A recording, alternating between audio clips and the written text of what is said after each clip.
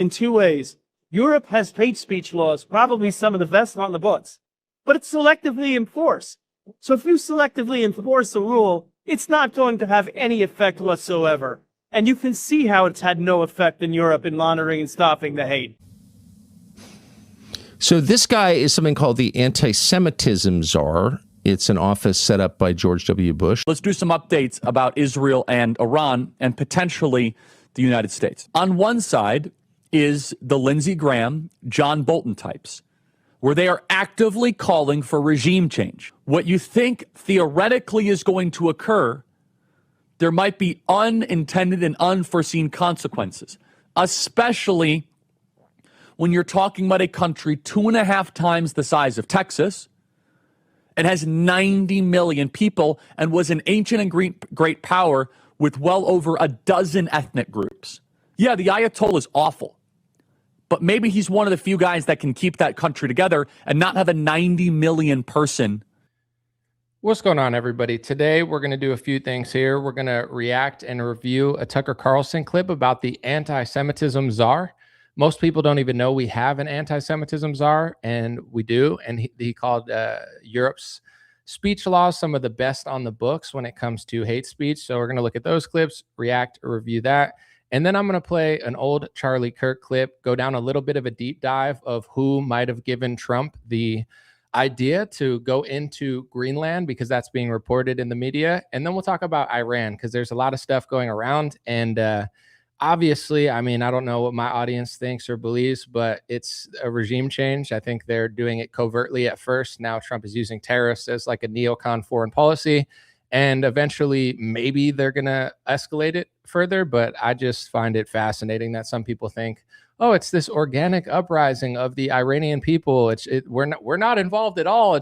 It's just them. It's not the United States and Israel. It's just, oh my gosh, people are fascinating to me. But the podcast starts today. Thank you. Or right now, obviously today. It's not like I'm going to wait till tomorrow. Give me a thumbs up in the chat if it sounds good. Give me a thumbs up if it looks good. We're going to get it going. Let's go. It's the Dream Rare Podcast. Welcome to the show. The way to get the news at the desk or on the road. Let's go. God is great and success in our control. The world is crazy, but we get better from obstacles. Yeah.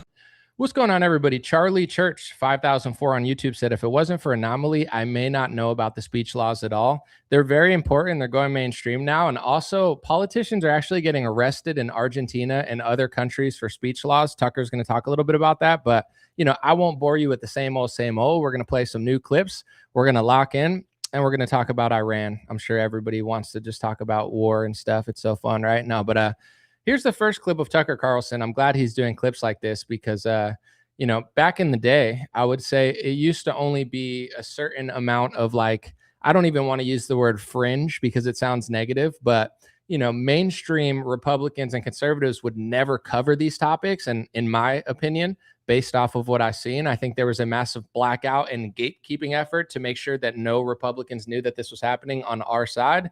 And now we have Tucker Carlson, who, you know, he left Fox News and he's doing some of the most important reporting out there. He's covering all the stuff that I wanted somebody to cover for a long time. So now that he's doing it and millions of people are learning about this stuff, let's take a deep dive because, you know, got to give credit where it's due. Tucker is one of the only people with the audience size of his who understands what's going on here. And he talks about it very boldly. So let's listen to the first clip. Views you're about to hear are much more common than you may realize. Here he is. The amount of hate speech that we've seen during this time, I mean, it's off the charts. You look through social media, you see it even on television. The lines, they're not even blurred anymore. They're gone. How do you even begin to tackle such a phenomenon? Well, I think we have to have an understanding that, first of all, in this country, we believe very strongly in free speech. It's the basis in our Constitution. And we also believe in the freedom of religion. You have to balance that. But you balance that in two ways.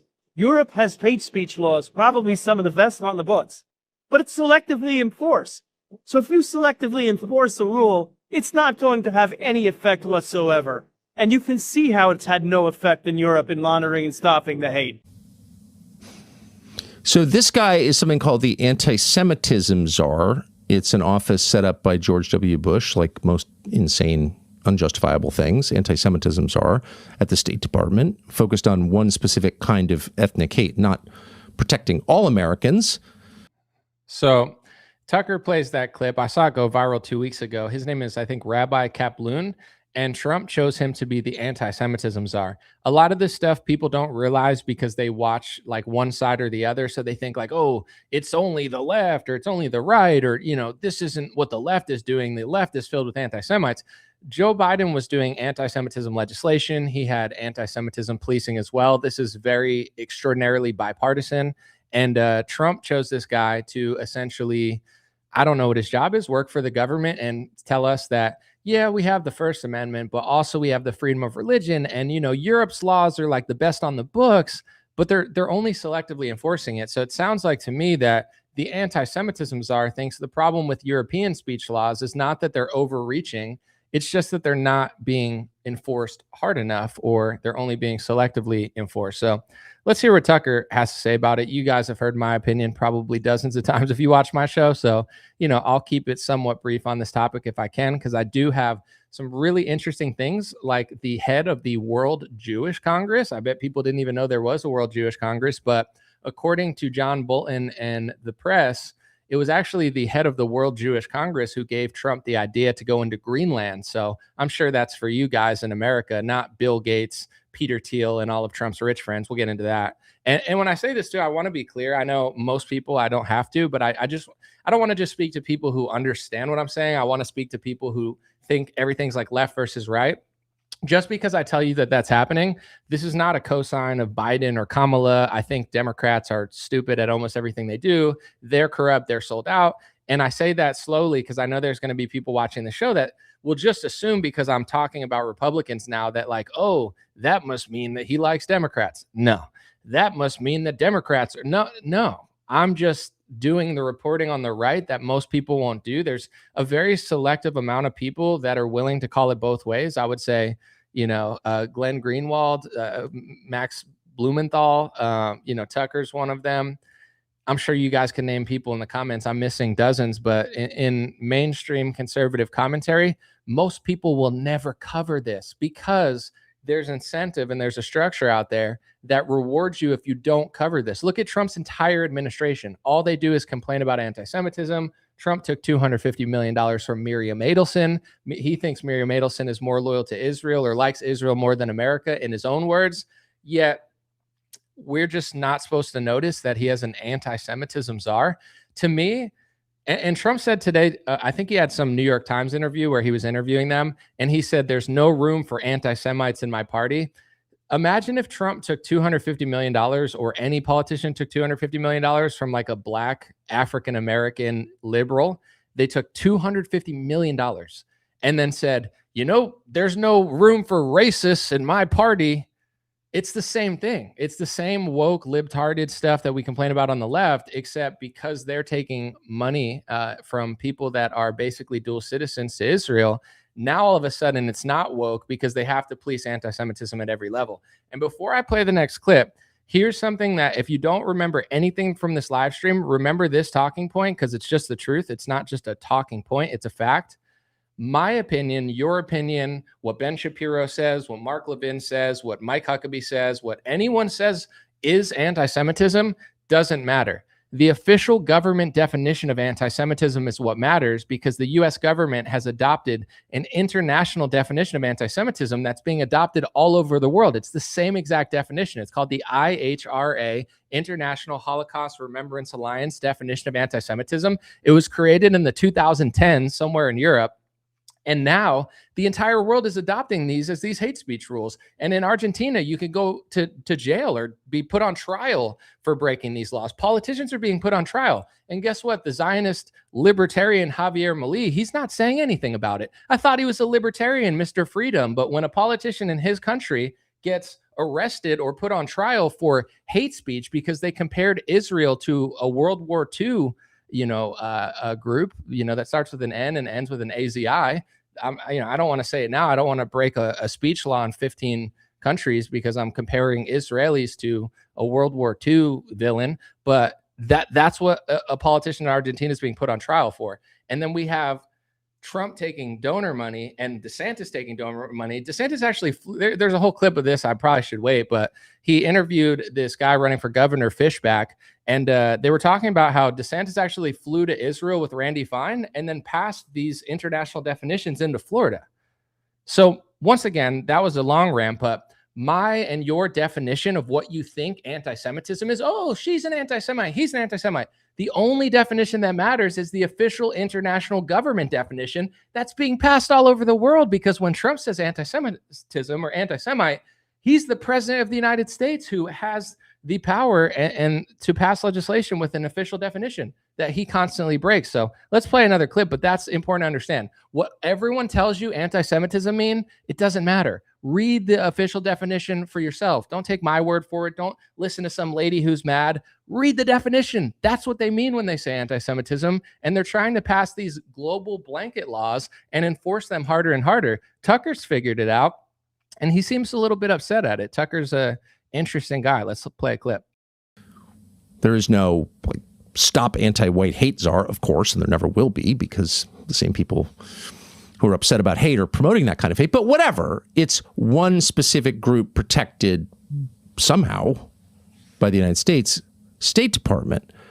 But this is a guy who actually has a job in the administration saying it's great. European hate crimes laws are great. Well, first of all, every single one of them is immoral. I mean, Tucker's cooking right now. What else can you really say? He's like, why would an American anti-Semitism czar be working with our government to police one specific kind of hate, looking at European speech laws, which are just so wildly ridiculous at this point and destroying Europe because nobody could speak out about what's going on there. And he's like, yeah, those are the best on the books. I'm just going to let you guys in on a little secret. I'm not going to say everybody because I don't like to, over exaggerate, but most Zionists in powerful positions in media, powerful positions in government, people like this, they want to further push these hate speech laws. I'm going to play a clip later of somebody complaining that he wants more people to get arrested for anti-Semitism. And this is one of Trump's friends. This is not some random person. Some of these people are working directly with the administration. Most Zionists they don't want to tell you about these speech rules that are being passed because they support them, but they can't tell you they support them because they'd look like a hypocrite. So they've been blacking it out for 6 years. Unfortunately for them, Tucker Carlson's now talking about it. And this is one of the reasons they were so mad at Charlie Kirk for putting Tucker Carlson on the stage. Not this specific, talking point necessarily, but Tucker Carlson is talking about what they don't want you to know. If they aired what I've been telling people and what Tucker's telling people on Fox News every day, 90% of boomers would agree with us. The reason they get so mad at us is because they're being programmed by fake opposition, neocon Zionist media, and they don't even understand what we're talking about. It's like I'm speaking like a different language, They think I'm speaking like Arabic or something. They're like, look, it's a terrorist. And I'm like, no, I'm trying to save you.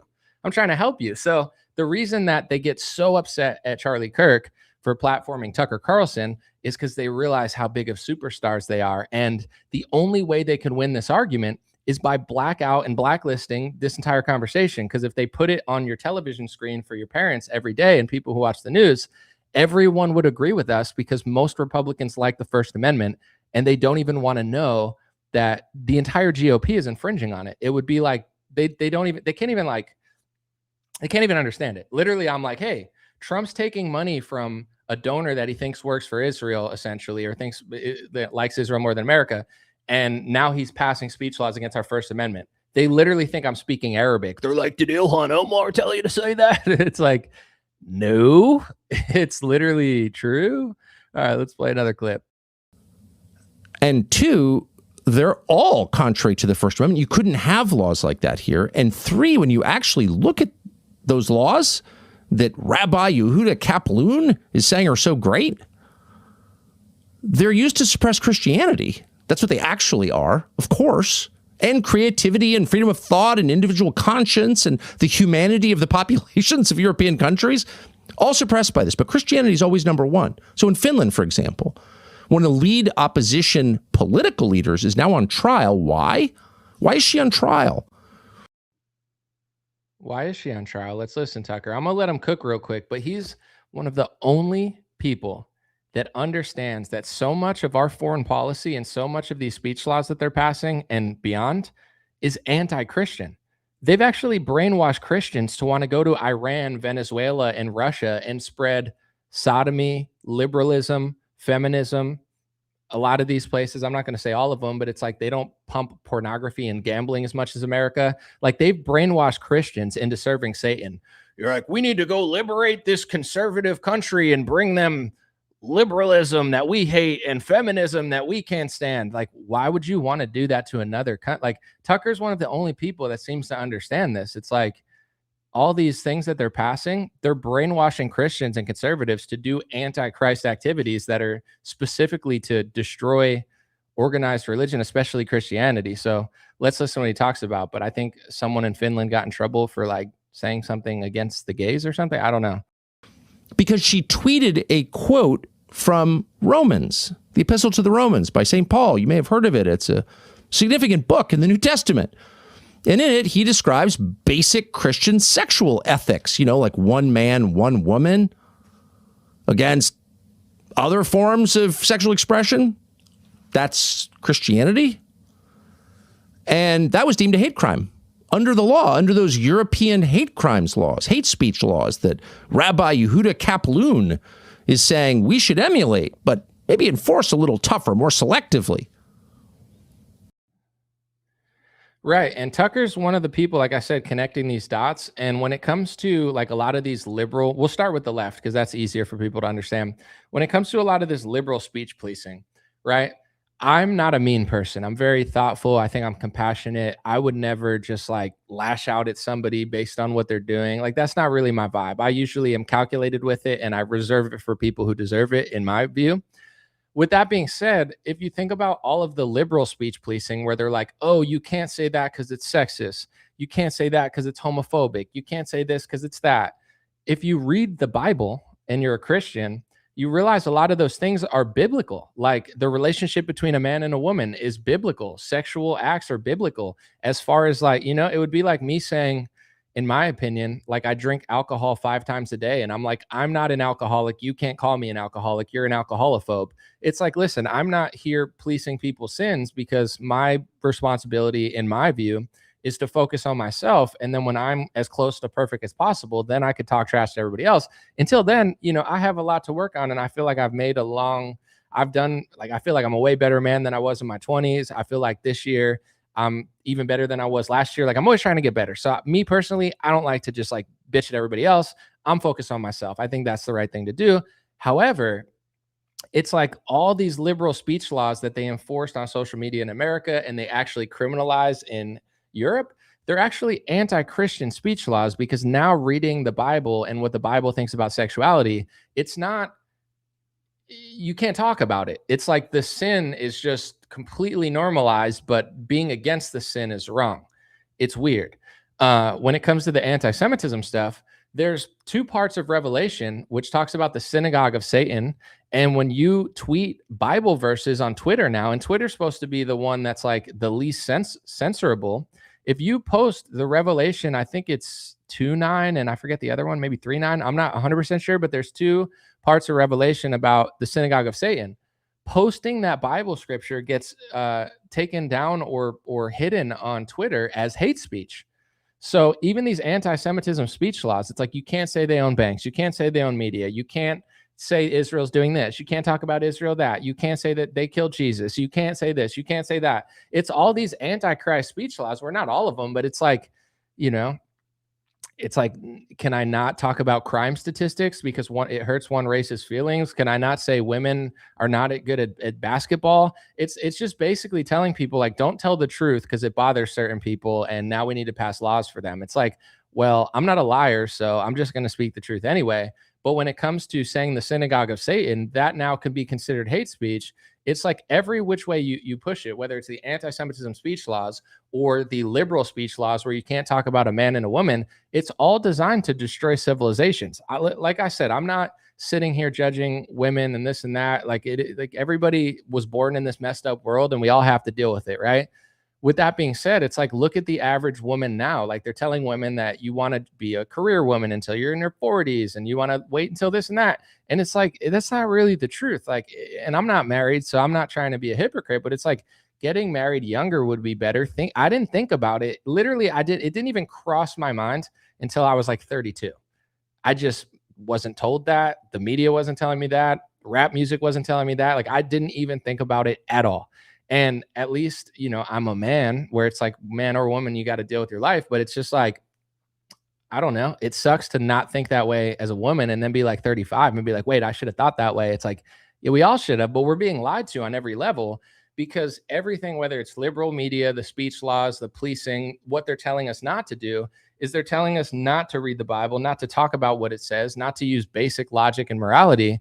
It's all antichrist. It's all anti-Christian. It's all anti-woman, anti-man, anti-humanity. They're trying to basically destroy our civilization through liberalism, feminism, over pumping homosexuality, music that tells people to be criminals. Like, it's all destabilization entertainment. And that's what my generation grew up with. And nobody told us that that's what they're doing. So I like that Tucker brings that together, because the European speech laws, the liberal European speech laws, and the right-wing anti-Semitism speech laws that are also left-wing, because Zionists control both sides, but you can't say they do. It's all anti-Bible, anti-Christian, anti-humanity, anti-American, anti-First Amendment, certainly here.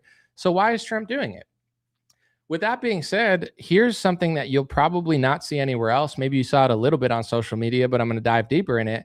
Anyway, here's some billionaire who owns some company. You might have heard of him, Ron Lauder. He's also the head of the World Jewish Congress. So I guess is there a World Christian Congress or a World European Congress? And if there was, would I be allowed to say there was? It's like, you can't say they're organizing on a global level. You can't say they're doing this. But they are, though. But I guess I can't say it. But here's the head of the World Jewish Congress saying, I think I'll just play the clip. Here's what he's saying. All world leaders, I guess I'm not. Let's try it again. all world leaders, all politicians must lead in this effort. Words are not enough. Political speeches are not enough. Laws must be passed, severe, tough, real laws that will put these hate mongers away in prison for a long time. Real laws need to be passed to put these hate mongers away for a long time, right? Let's look at this, because Ron Lauder, I guess he's buddies with Trump. Here's a headline I kept seeing. It kept saying U.S. billionaire Bill Gates, Peter Thiel, Lauder, Altman, Bezos, and others have built footprint in Greenland, invest in AI-driven drilling for rare earth, and plan to develop a freedom city since Trump's first term. So I saw that headline and I tried to do like a quick fact check where I'm like, is this true? This sounds too crazy to be true, right? And I looked it up. It seems like everything is pointing towards it is true. And although there's other sources you could find this, I'm not saying like Forbes has to be your best friend. Forbes did do a good piece on it, how it was actually that the guy that I just showed you from the World Jewish Congress that apparently was the one who whispered in Trump's ear to, acquire Greenland. So I'll read this article just so you guys could see about what all these billionaires and elites are doing in Greenland. And maybe if that's why Trump wants to take it over, but it's probably for you, right? It's probably for your best interest, not. So according to this article, it said just months after President Trump expressed interest in the United States possibly gaining control over Greenland, some of the richest people in the world, Bezos, Gates, and Bloomberg, began making strategic investments in that mineral-rich island. Ron Lauder, it says the heir to the SD Lauder fortune, is credited with giving Trump the idea of taking over Greenland during his first term. Former White House National Security Advisor John Bolton confirmed to Forbes. Lauder has since invested, according to the Danish newspapers Politiken, in unprofitable Greenlandic freshwater bottling company co-owned by Jorgen Waver Johnson. Anyway, Bezos, Bill Gates, and Bloomberg have all invested since 2019 in cobalt metals, which looks for valuable rare earth minerals used in electronic devices through AI-powered exploration of the island. Sam Altman, the OpenAI CEO, invested in cobalt in 2022, and Peter Thiel, who bankrolled Trump and a lot of the GOP. The PayPal and Palantir tech is funded early 2021 startup Praxis, which aims to build a technology-advanced freedom city on the island. So, this is the interesting thing about Donald Trump that I find so fascinating. If you just listen to fake opposition Zionist media, you're convinced that he's some great Christian conservative leader who's like taking over the world for our best interests. But if you really look at everything, it's like he might be, and I hate to say this because we've had some really bad presidents. I mean, Joe Biden is probably like the worst president in US history. You had Obama, who was incredibly sneaky. You had George Bush, who got us into all these fake wars. They're all bad. But if you look at Trump, like he actually might be one of the most sold out politicians of all time. He took over $100 million from 3 different billionaires, which is completely unprecedented. He said he took $250 million from Miriam Adelson. Elon Musk paid him. I think some guy named Timothy Mellon gave him over $100 million. Like if you look in comparison, nobody even comes close. He's taking like so much money. Even all of these weird like not gambling things, they're called prediction markets, where you can bet on world events in all 50 states. In order to sports gamble, you can't even gamble in a lot of states because it has to go through some legal thing. Somehow these people and all of these, I would say like angel investors and stuff, they somehow won a court case where now you can gamble, but it's not gambling in all 50 states, not only on sports. And they've gotten around all of the sports betting apps somehow, which I'm sure they're pissed about. But you can basically bet on real time, like if Tulsi Gabbard will get confirmed. It's the craziest thing ever. And a lot of Trump's donors and friends are backing some of the companies. And I saw even Don Jr.'s with a few of them or one of them, and he's on one of the boards. It's like these people are just like rotting with corruption. Yes, the left is bad. I'm not saying it's good when they do it, but everybody thinks Trump's doing all these things for us and all these things for America. He's doing it for his donors. Even all of his neocon foreign policy, it's like they put coins in them, and Trump just walks around and does whatever they want. All of these tariffs, everybody thought they were for America, like, oh, we're going to bring manufacturing back. We're not even bringing manufacturing back. And if you really look into the tariffs, you'll realize the more Trump talks, they have nothing to do with America First policies. They're an extension of his neocon foreign policy agenda. He's sanctioning countries that do business with Iran today.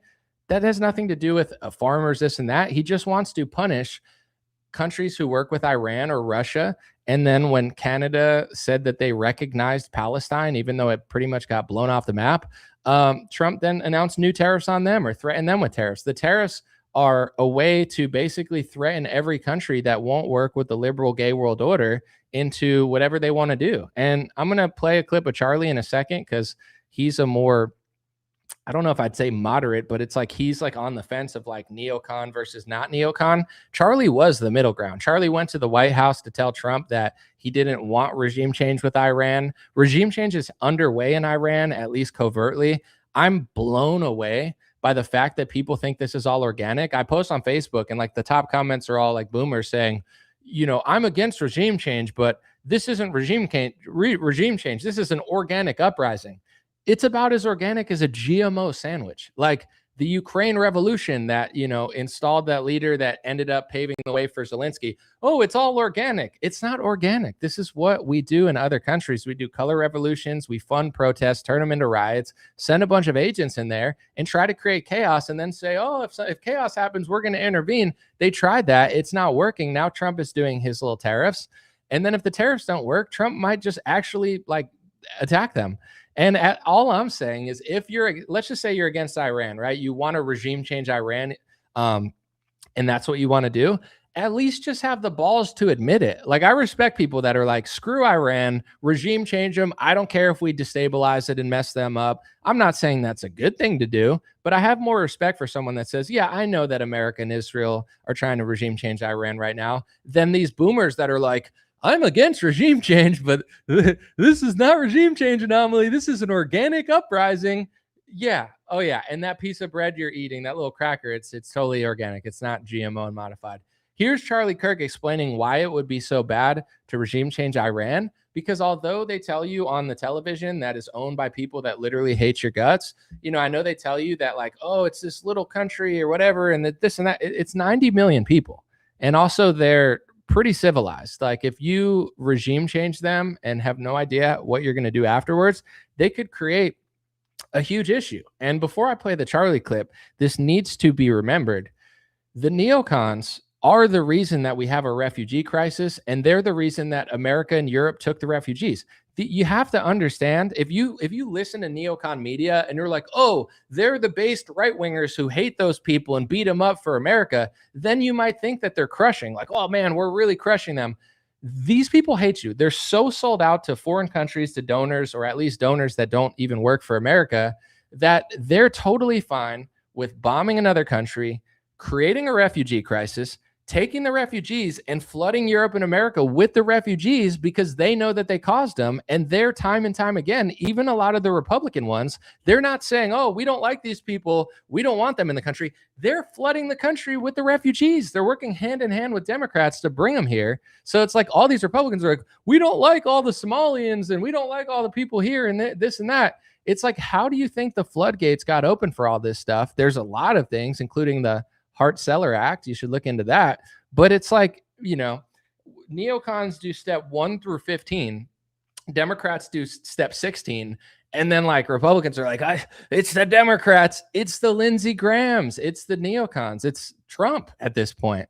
But here's Charlie Kirk, who very, very unfortunately on a lot of levels is now dead, who would have been the loudest and most powerful establishment voice connected to the establishment that would have been against regime change in Iran. And now he's dead, so he can't say this. But this is what Charlie was saying just a few months before he was murdered. Let's do some updates about Israel and Iran and potentially the United States. On one side is the Lindsey Graham, John Bolton types, where they are actively calling for regime change. Here is Lindsey Graham. This is just lunacy. This kind of analysis is not helpful. This kind of approach, this kind of argument, it has nothing to do with nuclear weapons at this point. This is now that we want to go all in and take out the regime. It's time for us to close the chapter on the Iranian Ayatollah and his henchmen and start a new chapter in the Middle East. And that sounds good, doesn't it? But what have we learned when it comes to wars, and especially wars in the Middle East? What you draw up on a whiteboard rarely happens. What you think theoretically is going to occur, there might be unintended and unforeseen consequences, especially when you're talking about a country 2.5 times the size of Texas. It has 90 million people and was an ancient and great power with well over a dozen ethnic groups. You have underground Christians. You don't really have many Jews left in Persia. But also you have secular younger Persians. Who's going to run the country exactly, Lindsey Graham? This sounds like Hillary Rodham Clinton in Libya. So I'm pointing to the first extreme right now, the neoconservative extreme. The we must go take off the head of the snake right now. Play cut 285. Be all in, President Trump, in helping Israel eliminate the nuclear threat. If we need to provide bombs to Israel, provide bombs. If we need to fly planes with Israel, do joint operations. But here's the bigger question. Wouldn't the world be better off if the Ayatollahs went away and replaced by something better? Wouldn't Iran be better off? It's time to close the chapter on the Iranian Ayatollah and his henchmen. Let's close that chapter soon and start a new chapter in the Mideast, one of tolerance, hope, and peace. Okay, that sounds good, but that's pathologically insane. I'm sorry, it is. How do you know it's going to be better? Yeah, the Ayatollah is awful, but maybe he's one of the few guys that can keep that country together and not have a 90 million person civil war.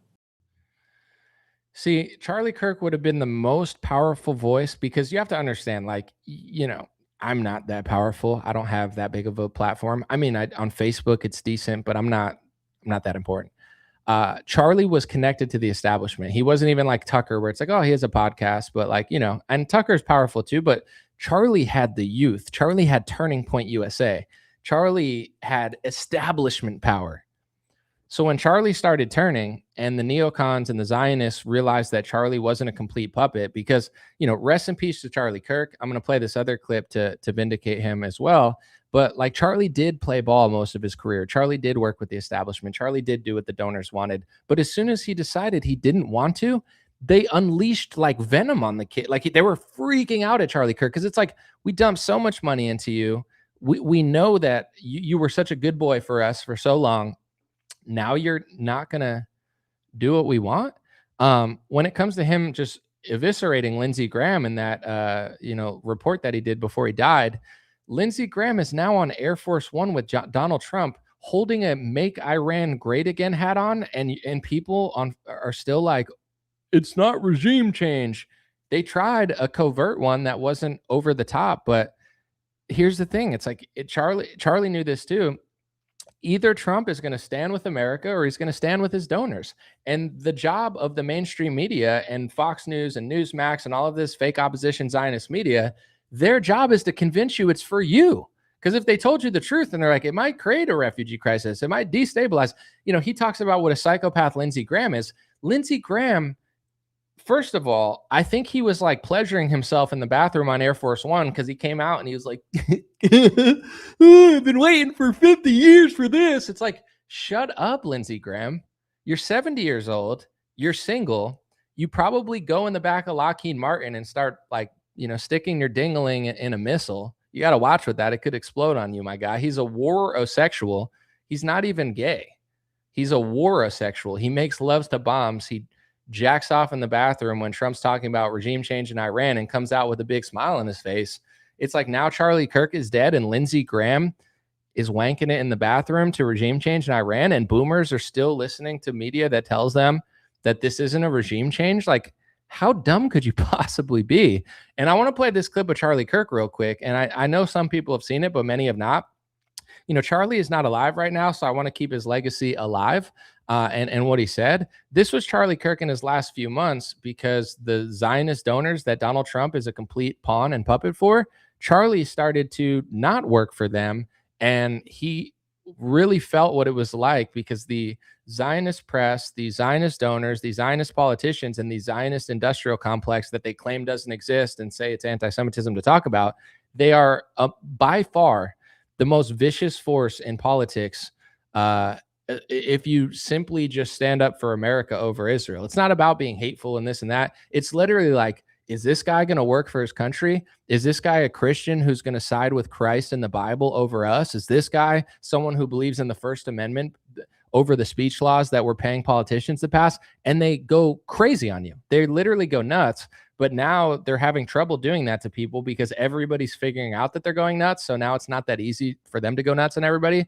But with Charlie, it was that easy because Charlie was on their side for so long. Here's Charlie explaining some other stuff, and it's just a clip that everybody needs to see about how in his final months he was called an anti-Semite for siding with America over Israel. Because if you're in media, in politics, and you won't work for Israel, which almost everybody does, you're an anti-Semite. It's a word used to morally blackmail you into submission. They just think calling you that on loop will make you work for them. It's pretty sick what they're doing, and they do it to everybody.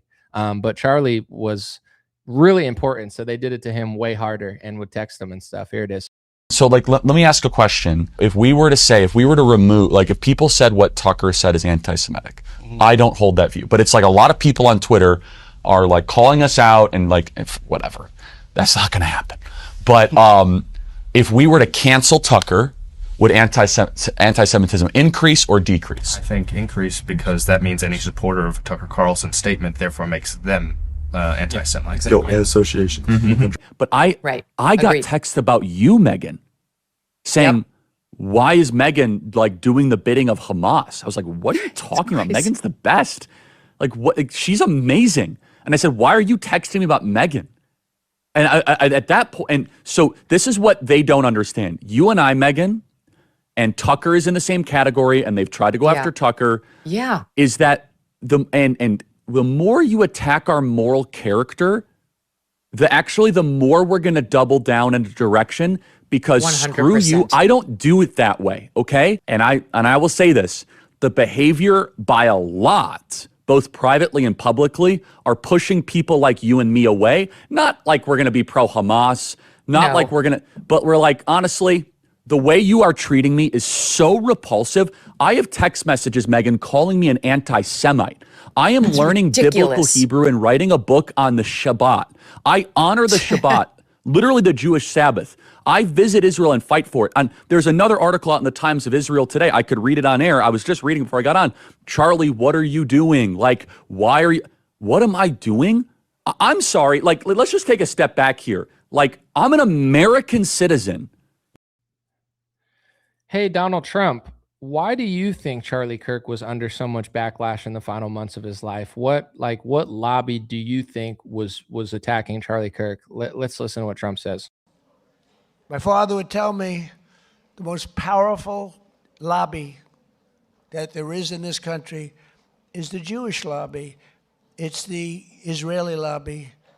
Thanks, Trump. That's what I thought. Anyway, let's talk about Iran. Now that I showed the clips of Charlie Kirk being the most powerful, and when I say power too, someone was like, don't say you don't have power. And it's like, I'm being humble, but also I'm just being realistic. It's like, I know the difference. And like, there's levels, and, you could talk about power in God. You could talk about all different types of power, but what I'm specifically talking about here is systemic power. Like Turning Point USA, the biggest, not just the biggest youth and student Republican organizing group, but really just it's like the Coachella of Republicans. Like it's everything. It's the biggest events. It creates rock stars. It's the biggest venue for adults. It's the biggest venue for students. It's the biggest youth organization. It's the biggest on college campuses. Like, regardless of what you thought about Charlie Kirk, he was like the biggest when it came to actual physical organization, systemic power that the GOP and especially the donors absolutely did not want to lose control over. Not that they were going to lose it, but Charlie was just like, I'm going to prioritize America more than Israel. And they were like, no, you're not. And that's what they do to everybody. Like, people are like, oh, you're so anti-Semitic, you're Candace Owens. It's like, first of all, I was talking about this 6 years ago before most of these people were, but also it's not a competition. It's just, I don't know. It's like, if you want to pay me to prioritize Israel over America, I'm out. I don't care. I don't care what I lose. And most people in politics, they just want power and opportunities, and they suck off the power tea in order to get all that stuff. But when it comes to Iran, that's really what I wanted to talk about. Charlie said it perfectly there. And I wanted to use Charlie because he was like pro-Israel. But now it's like Trump is doing this fascinating thing where, because everybody likes Trump so much, he can do anything. And then not everyone, because a lot of people are waking up to it. I think he's going to get destroyed in the midterms. And I think like Trump is ruining the future of the GOP by serving his donors over America and just having the most ridiculous amount of hubris. Like, he's such an idiot. But anyway, when it comes to this topic, like, Trump could say no new wars, and everyone goes, yeah, we don't want new wars. And then Trump could be like, no regime change. And people are like, yeah, we don't want. And then he'll be like, regime change. Or he'll do a war and say it's not a war, do a regime change and say it's not happening. It's like he has a small or a large portion of the Republican side. He can make anything cool. He could say, Lindsey Graham sucks, let's deport him. And everyone would be like, hell yeah, Lindsey Graham sucks. But then he could put him on Air Force One and be like holding a Make Iran Great Again hat with him and endorsing him. And people just act like it's not happening. So Trump is now a total neocon. Like, Trump is literally at this point, and there were times too. I'm not saying Trump was ever like perfect, because I know there's going to be a lot of people in the comments that are like, Trump was always this way. For sure, he was definitely covertly doing a lot of sneaky stuff. But I do have to say, his first term, while he was covertly doing sneaky stuff, he was also doing what appeared to be like, he cut a multi-billion-dollar CIA program in Syria, which is, I thought, was like unprecedented. But maybe they had maybe it was just like a front where they're like, oh, we're not doing this, but then they did it another way. Who knows? But I really do think this term, it's like he doesn't have to run again. So he's like, you know what? I'll take all the money. I'll do everything you want. And he's almost, in a way, I'm not going to say worse than George Bush, because it doesn't really get worse than that, but as bad or worse than George Bush, because it almost feels like Trump is even more bold than some of these other politicians, where he's like, my base is so stupid that I'll do whatever you want to the extreme. And, they'll just have to deal with it because, I'll make it look cool and pro-America and stuff. So when it comes to Iran and Venezuela, I'm just blown away by the amount of people that are buying into the propaganda. I'm not saying you have to like Maduro or the Ayatollah or anything, but let me take a few like talking points, or at least I wouldn't even call them talking points, just logical observations that I've had. And keep in mind, this just came to me like naturally. It's not like I had to really think about this so much. I'm not programmed by Zionist media. I don't listen to neocon media. I don't listen to Fox News. I don't listen to Newsmax. I've never liked Ben Shapiro. Like, I already know who all the frauds are in Republican politics, and I've known it for a long time. So I think, I'm just guessing, I'm not 100% sure. I think people are used to listening to fake opposition, that they can't handle what I'm saying because they're being programmed by like PragerU, who's run by a former Israeli intelligence, Mercer Straight. She's the CEO. Like, they've heard these talking points for 7 years, so they're spiraling, having to critically think about this topic. But here's my first thought about what Christians and conservatives are saying about Iran. It's like, let's just take a step back. I'm not a Muslim. I'm not Islamic. I'm not Persian. Like, I have nothing ethnically, religiously, or culturally in Iran. Like, it's not familiar to me, right? But I look at the Republican, talking points, or I would say rhetoric around Iran, and it seems like they're complaining like liberals. Like, when I start saying what they believe, they're like, I heard someone Republican call me a bigot. You're a bigot, a sexist. Like, what are we, liberals now? It's bigotry. Are you serious? This coming this is coming from the right, but it's like, what's their big problem with Iran? Oh, they're being mean to women. Okay, so they need more feminism, right? They need more feminism. The women they don't have enough rights there, according to Christian conservatives who've lost almost every country they control. Women are just steamrolling men in America. Men have like completely no control over anything. They lose in divorce courts. The women don't respect them whatsoever because they're literally like complete pushovers. They've lost the biblical meaning between man, woman, and God.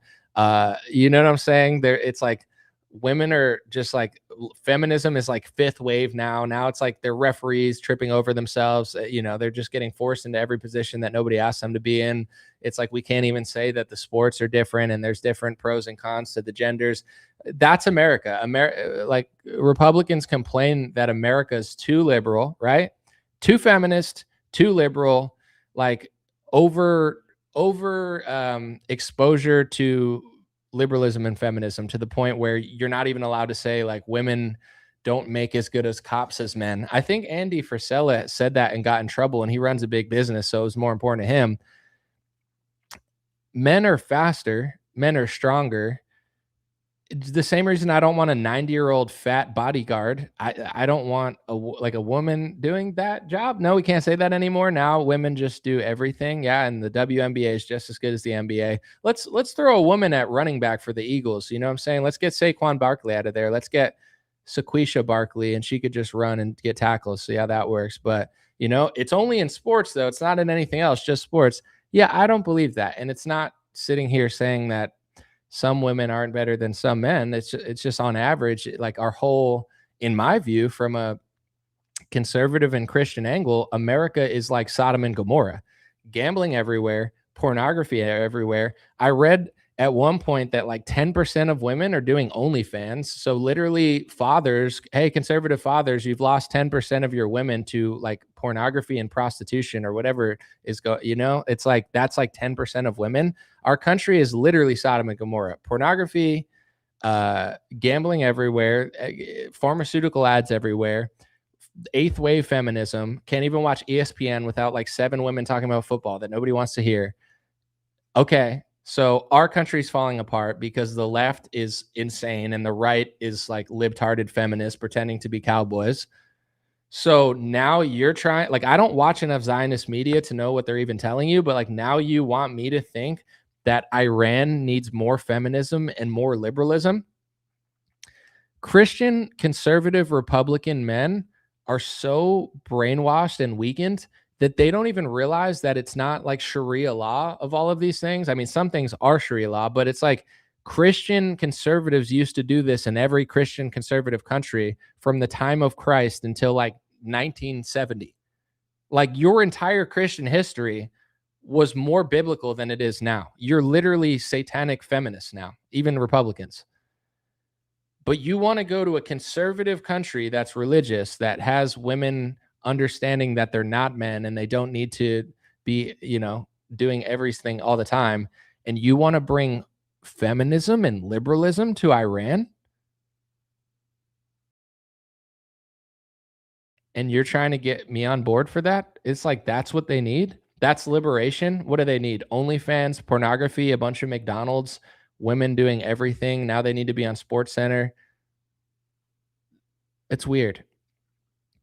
Christian conservative countries, women were more conservative and Christian from the time of Christ until like 30 years ago. And then boomers listened to rock and roll music, completely fumbled everything. And now they just sit online complaining about all the kids that they raised in a shitty manner because they can't figure it out because Mark Levin told them they need to blow up Iran.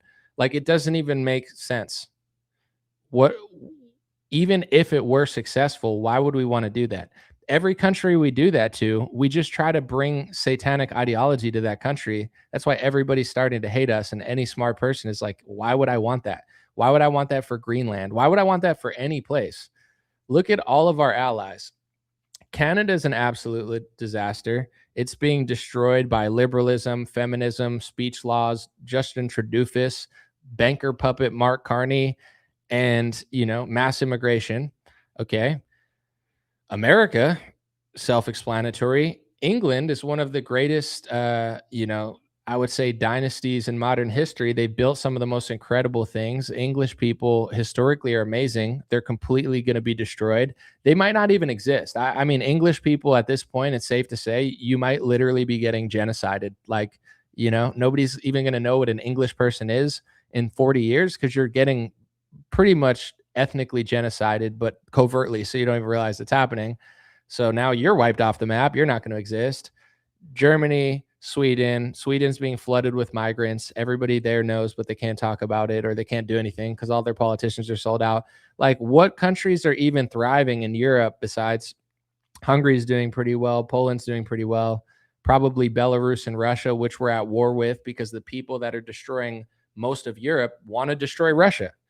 I don't care about Putin or Ayatollah or Xi Jinping. I'm not Chinese. I'm not a communist. I'm not a dictator. All of these labels and all of these things, these people, I have nothing to do with them. I'm just analyzing and observing.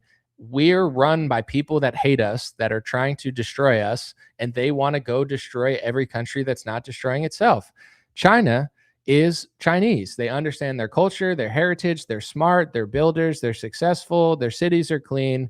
And they are not trying to replace themselves with mass migration. So we got to fight China for the people that destroyed America and Europe. Russia, similar thing. It's more diverse. Same with Iran, is more diverse as well than China is. But we need to go turn them into San Francisco. Tehran needs to look like San Francisco so those women could be liberated. What are you talking about? Women get sent off to college when they're like 20 years old, start in OnlyFans, are told that they have to do this, that. Like, is that what you want to do to Iran? And if you can't even fix your own country, if upwards of 10% of women are doing OnlyFans in America and you're a Christian, I'm not saying to hate on the women. I mean, it's like they're born into this world. I have compassion for everybody. I'm just saying, like, this society's screwed up. I feel bad for everybody. I'm not a victim, but it's like, I don't beat up myself over mistakes that I've made. I was born into this evil world. Nobody told me what was going on. And every like idol that I had in mass media was literally lying to me and telling me to do this, do that. It's like, I didn't even understand like what is actually supposed to happen until I reached 30. So I'm not saying it to, attack women, but it's like to the men, to the fathers, to the conservative retarded boomers who are watching Fox News and Newsmax. Like, when are you going to fix those things? But they don't care. This is why, and I hate to just blame one generation because it's not the full story, but it's like, there's a reason most younger people despise that generation, most selfish generation. Most of them didn't even raise their kids right or just did a lazy job. If boomers cared about their country, the First Amendment, and like their family and their heritage and their religion, as much as they care about either obsessing over Trump, like they want to suck him off, or on the other side, like spiraling over Donald Trump, like Robert De Niro, if boomers actually cared about their family and their country, America would be great again. But they don't. And now we're looking at a failed civilization in Europe that's falling apart. America and Canada are way worse than they were 30 years ago and getting completely demographically replaced. But it's Iran that needs a McDonald's, OnlyFans, pornography, usury, liberalism, and feminism. They need American feminism in order to liberate Iran.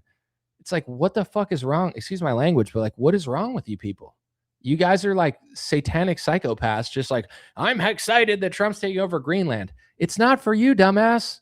It's for the guy who runs the World Jewish Congress and Bezos and all of the people invested in it.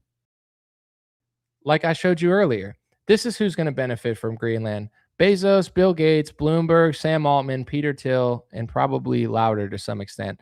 Not you. Greenland is extremely Christian and has certain demographics. You think America and the liberal gay world order are going to fix Greenland? It's fine now. We would destroy it, I'm sure. But it's not like a coincidence. This is what I'm trying to explain to people. It's like, oh, it's just a coincidence that we like invaded Iraq and, you know, invaded Libya and created a slave trade there. And then we created a refugee crisis. And then we said we were fighting Al-Qaeda because they told you they did 9/11. And then an Al-Qaeda leader took over Syria. And then that Al-Qaeda leader got flown to the White House to hang out with Trump, Marco Rubio, and former CIA director Petraeus. It's just this coincidence that just keeps happening. Wake up. It's not a coincidence. They're purposely destroying America. They're purposely destroying Canada. They're purposely destroying Australia. They're purposely destroying almost all of our allies in Europe, except for Poland and Hungary, because apparently Polish people and Hungarians are smart enough to not get destroyed. Like they're somehow not retarded like the rest of Europe, which makes me a little proud because I'm Polish. I'm Czechoslovakian. I think Czech's doing okay too, but it's like, you know, I'm Italian, I'm Polish, I'm Czechoslovakian. So it's like, all right, I'm not really German, maybe like a small percentage or something. But, you know, it's like, what are English people doing? What are Germans doing? What are French people? Like, what are you guys, what's going on? So with Iran, first of all, I think for Christians, this is, you know, biblically, morally, why would you support liberalizing a country that's against God? Like what? It's not like we're going to go there and make them all Christians and make them conservative. You can't even do that in your own country. San Francisco, New York. Oh, but those are liberal cities in America. It's still the United States of America. Yeah, you're losing cities. You're losing states. We noticed. And in the states you control, you hire Dan Crenshaw and a bunch of rhinos. It's like there'll be districts that are like 90% Republicans, and somehow they elect like the biggest donor sucked retard that hates them and works for people that don't even like them religiously or ethnically, and they can't figure it out. Wow, you're so cool though because you like Trump. Who cares? So besides that talking point, everything that Charlie said in that clip was the perfect explanation of why it's risky, even if you do want the regime out. It's like, do I like the Ayatollah? I don't know. I don't listen to him. I haven't really read quotes about him that much. Every now and then he says like Trump has, you know, he's too proud. His pride will be his downfall. But I don't really listen to the Ayatollah, so I don't know. Let's just say he's like Charlie said, he's the worst. He's the worst. Do we know how to put another leader that will keep the country intact? Because right now Iran is not like spilling out into other countries. There's no mass refugee crisis. We've already done that. We've created mass refugee crises. So what is our plan for Iran?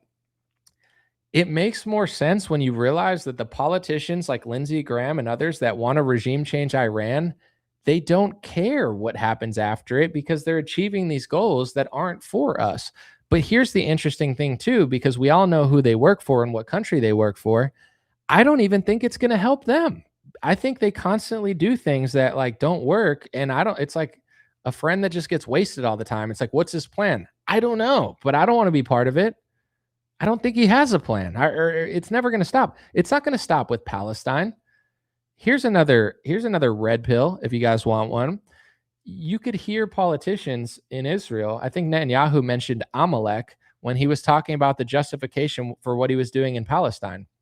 Amalek is a biblical story, and it refers to, and most of the time people refer to it now, it's a complete and total wipeout of a population that's justified, you know, in their eyes. Who else is Amalek? Do you think it's just Palestine? Do you think it's Muslims or something if you're a Christian? You could find articles where rabbis are saying that it's Armenians and Christians. A lot of them think that Christians are Amalek. So you think it's going to end in Palestine? You think it's going to end in Iran? You think it's going to end in Venezuela? Yeah, that's what you think because you're listening to media that's telling you that, run by people that are not going to tell you what I just told you. Some of them consider you Amalek. You're next, dummy. So it's like, like, do I have to pretend like capturing Maduro and killing like 70 to 80 people is awesome because Trump said it was? They're just going to go around the world and go after everybody that isn't in total submission to Zionism. What do you think happens when they arrest and kill and overthrow every regime that opposes Zionism? Do you think those speech laws might start kicking in a little harder? Those international ones that they're passing into Argentina, America, France, Germany? I think they have a plan, guys, and it's not going to work in our favor.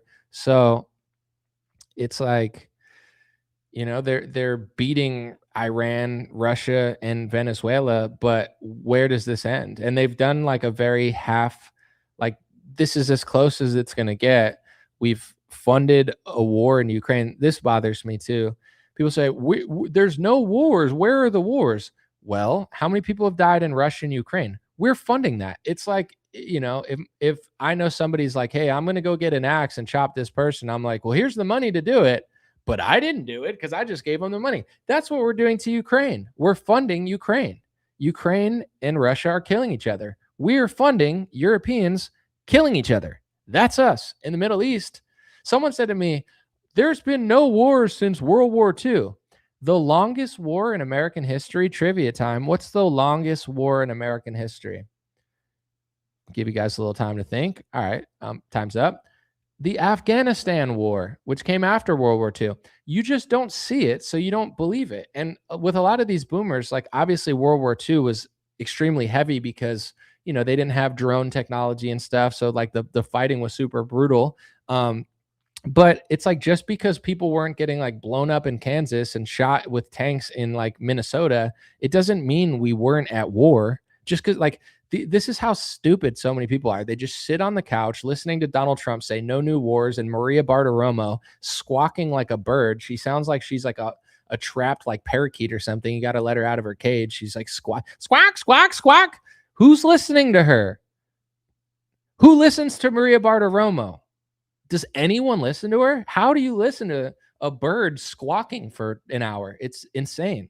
But it's like, we're not at war because you can't see it, because you don't know we funded a war in Ukraine. And allegedly hundreds of thousands of people died. I don't know what to believe anymore because everybody lies, but it's like, we funded war. We fund Israel, and Israel essentially genocided Palestine. You know, people that listen to Zionist media, they go, Palestine's not even a real state. If you read the Balfour Declaration, which is given from Balfour to Rothschild to establish the state of Israel, it mentions Palestine in that. The grandfather or the father of Zionism is Theodor Herzl, who wrote about it in the 1800s. He was the father of Zionism, and he said he was either going to take or go to Palestine or Argentina. So Argentina's in the news now because of all those fires. It's interesting that the father of Zionism wrote about Argentina and Palestine. But anyway, in Palestine, in the guy who created the movement to literally establish the modern state of Israel, he recognized Palestine not just as a country, but as a group of people. And then nowadays, this is how sick it is, right? They say, oh, we're victims. We just need to come here and live in your land. We thank you, Palestinians. Thank you, Palestine. Everybody involved in Zionism understood what Palestine was. They got there, and then they just, even in the founding, you could research the founding, like mainstream founding. It's just them committing terrorist acts against the Palestinians. But then they get there, and then they just keep taking land, and they're like, we're not taking land. You're an anti-Semite. And then like 60, 70 years later, when the slippery slope, they just keep taking land, keep kicking people out of their houses, keep killing them. Then they're like, you never even existed in the first place. There is no Palestine. There is no Palestinians. They're literally genociding them. I didn't use the word genocide because I felt like it was an exaggeration at first. But the more you learn about it, and the more you see what they're doing, we funded a genocide. We funded Israelis genociding Palestinians. And then it's saying that they don't even exist when they said that they existed 50,000 times in order to get to that land. And everybody knew it, from Theodor Herzl to, you know, Balfour, who gave the Declaration of Rothschild to justify the taking of the land or put it in legislation. Is that a war? I don't know. It's a full-blown massacre. That's disgusting. And then we're funding covert operations in Iran, but nobody's admitting that we're doing it. We killed 80 to 100 people or so in Venezuela, stealing the president out of their country, but we can't even fully regime change them because we know it would destabilize the country. And everything they told you about that probably Fed plant, Maria Machado or whatever her name is, who won the Nobel Peace Prize, which means that the Nobel Peace Prize must be an op. How do you win a Pulitzer Prize? I don't know. You probably have to be friends with Jeffrey Epstein or something, because actual people probably can't get those awards, I guess. But in general, it's like you look down there, and even Rubio and Trump admitted that they can't install Maria Machado because they say she has no respect and support there. If she's so popular and everybody hates Maduro in Venezuela, how come they can't install their plant? Because they're lying to you. I'm not saying Maduro's a good leader, but it's like, this is what America does. First, they start sanctioning a country, and then they try to make everybody poor.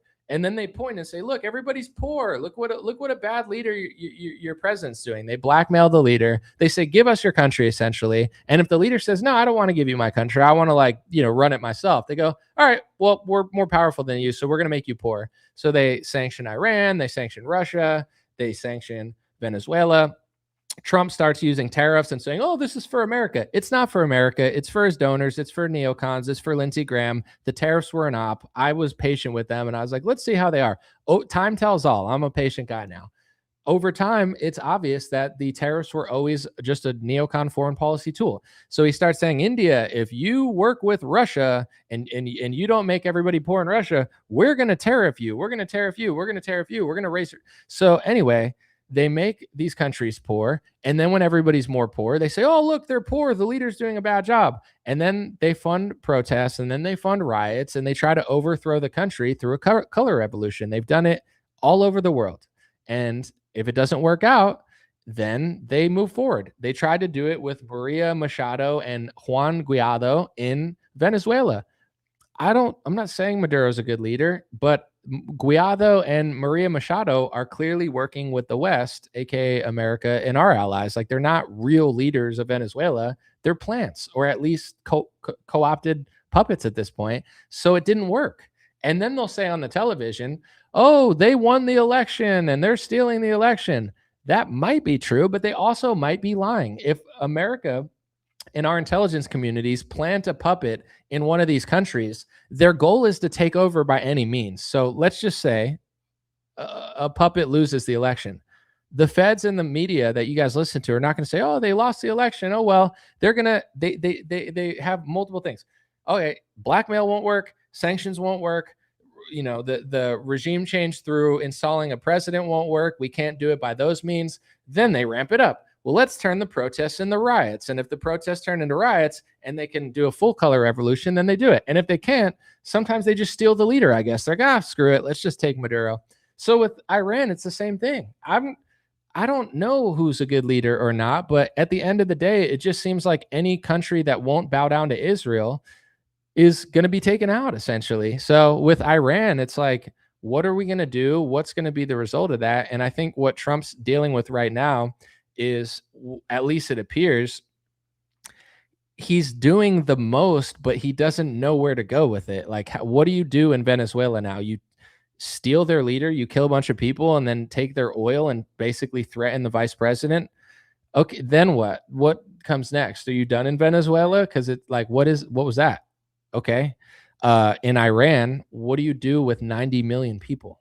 How do you make sure that this doesn't spill out into the rest of the world? Or it's like, I don't even know what they're going to do. But me personally, just like Charlie Kirk said, I have similar logic on this that he did. I'm not for regime change in Iran. I'm not for regime change in Russia. I'm not for regime change in Venezuela. I think Zelensky's a plant. I think he got a bunch of Europeans killed. He was bankrolled by Kolomoisky. One of his little handler guys or whatever got caught doing fraud and ran to Israel. You know what I'm saying? In Venezuela, God knows what's happening there. But if the Venezuelan people want to organically do what they want, then that's fine. But if you use your logical part of your brain to analyze what's going on, you have to understand this has nothing to do with helping people. Brazil is a shit show. Bolsonaro was Trump's friend, and Bolsonaro is going to rot in prison potentially for the rest of his life. And Lula, a former in jail, a jailed, socialist, is the leader of the country. Is Trump going to invade Brazil to help Bolsonaro? Probably not. He'll let Bolsonaro rot in prison. He doesn't care. What about Africa? Are we going to go to Africa next because we just care about everybody? Should we go to Africa and tell leaders that they're dictators? They don't do it to help people. They do it to control countries or put countries in the control of somebody that they like.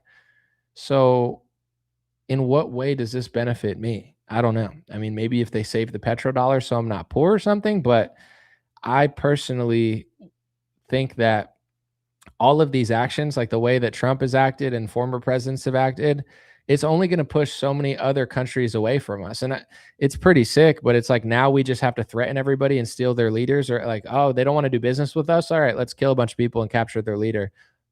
I think every country that's our ally is looking at how we're tariffing and sanctioning people. And they're probably like, how do we slowly move away from the United States? And that's what Canada's doing, by the way, too, because Canada's been an ally with America forever. And Trump is just tariffing them on, off, on, off. Oh, you recognize Palestine? Tariff, tariff, tariff. Now they're like, how do we slowly stop doing business with America? A lot of countries are thinking that way. Over time, this is probably not going to be good, but who knows? With artificial intelligence and stuff, the whole world's going to change. So it might be different. But in general, I don't think that even worked. And one thing I want to say too about tariffs, because I saw somebody talk to me the other day and they were like, anomaly, the deficits are almost equal with some of these countries. The trade deficit, Trump fixed the trade deficit. Trade deficit is one of the stupidest concepts ever that I heard from Trump's administration, where they were going around South America telling like Chile and other countries, like, how dare you, we buy more stuff from you than you buy from us, so you're taking advantage of us. Literally, that's the stupidest thing I've ever heard. Like, I was blown away that people in Trump's administration were saying that. I was like, use anything as an example. What's your trade deficit with Amazon? Have you bought more things than Amazon has bought from you? Unless you're a manufacturer on Amazon, then yes. How about, where do you shop? Do you shop at Kroger? Do you shop at Whole Foods or Sprouts, or, you know what I'm saying? I don't know what the other, like Walmart or, ShopRite, or they changed their names all over the country, like Safeway. Isn't that a supermarket somewhere? But it's like, wherever you shop, do you have a trade deficit with your grocery store? How much do you sell to them? Oh, if they don't buy your products, they're taking advantage of you. No, that makes no sense. I have a trade deficit with a lot of people, but that's because I'm buying. And then with other people, they have a trade deficit because they're buying my products. There's nothing like wrong about that. That's how trade works. It's not supposed to be 50-50. Trump's an idiot. And then he's like, oh, it's a trade deficit. If we buy, okay, what do they need? Our GMO meat? He was like forcing countries to take like genetically modified crops. Oh yeah, we're really helping the world. That's really what they need. It's like, this is so evil. It's all so disgusting and so evil. If I actually thought we were spreading freedom and Christianity and democracy to these countries or whatever, then maybe I'd be for it. I'd be like, you know what? We're so awesome. We're so moral. They're so evil. We need to give them what we have because we're the good light in the world, right? Then I would be for all of these regime change. But when you realize who's bankrolling Trump, who he works for, who the Democrats work for, why our country's going backwards, morally, I can't support spreading evil and wickedness to the whole world. I can't do it. And I don't care who shames me for it. Someone said earlier that they're doing this to cover up the Epstein stuff. It's not even that it's like a going out sale. It's like they know that everyone's going to figure it out eventually. So they're just doing everything now. They're not going to show you who Epstein worked for, because the same people who Jeffrey Epstein worked for and was compromising U.S. politicians for, it's the same people Trump works for. It's the same people Biden works for. It's the same people that Bill Clinton was getting blackmailed from. It's the same people that Matt Gaetz seemed like he got blackmailed from. It's the same people that Kamala Harris works for. It's the same people that are bankrolling the Republicans. And then there's different organizations with different names that bankroll the left. And in some cases, it's the same lobby with the same name. And it's the same people. So it's like a going out sale where instead of showing you who Jeffrey Epstein was, what he was doing, and why he was doing it, it's just Jeffrey Epstein's friends doing things that Jeffrey Epstein would have wanted. You think Jeffrey Epstein would have really been against like it's like an Epstein bonanza right now. And if you look at the Iran stuff, Gavin Newsom said, I support the people of Iran against the Ayatollah.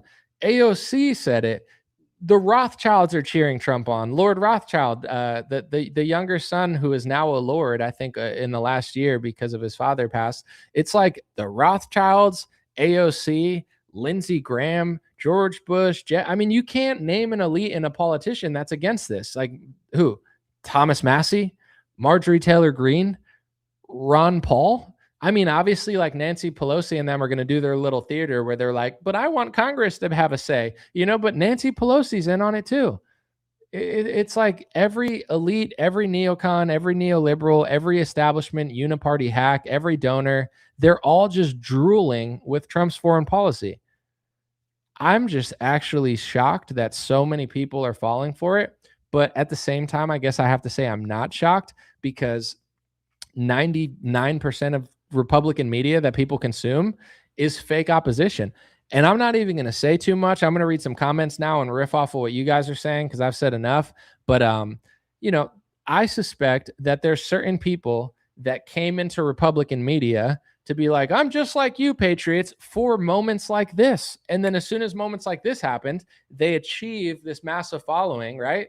And then they'll tell you this. So it's like it's massively orchestrated where if 9 out of 10 Republicans that you listen to are all saying the same things in unison, then it's like, oh, yeah, no, this is for America. And why aren't liberals talking about Iranian women? And it's like, I don't know. Why are Republicans saying that Palestine and Iran need to be gayer and more feminist? Like, yeah, no, both sides are hypocrites. The left has no idea what they're doing. They're like completely oblivious in like 95% of their activism. Sure.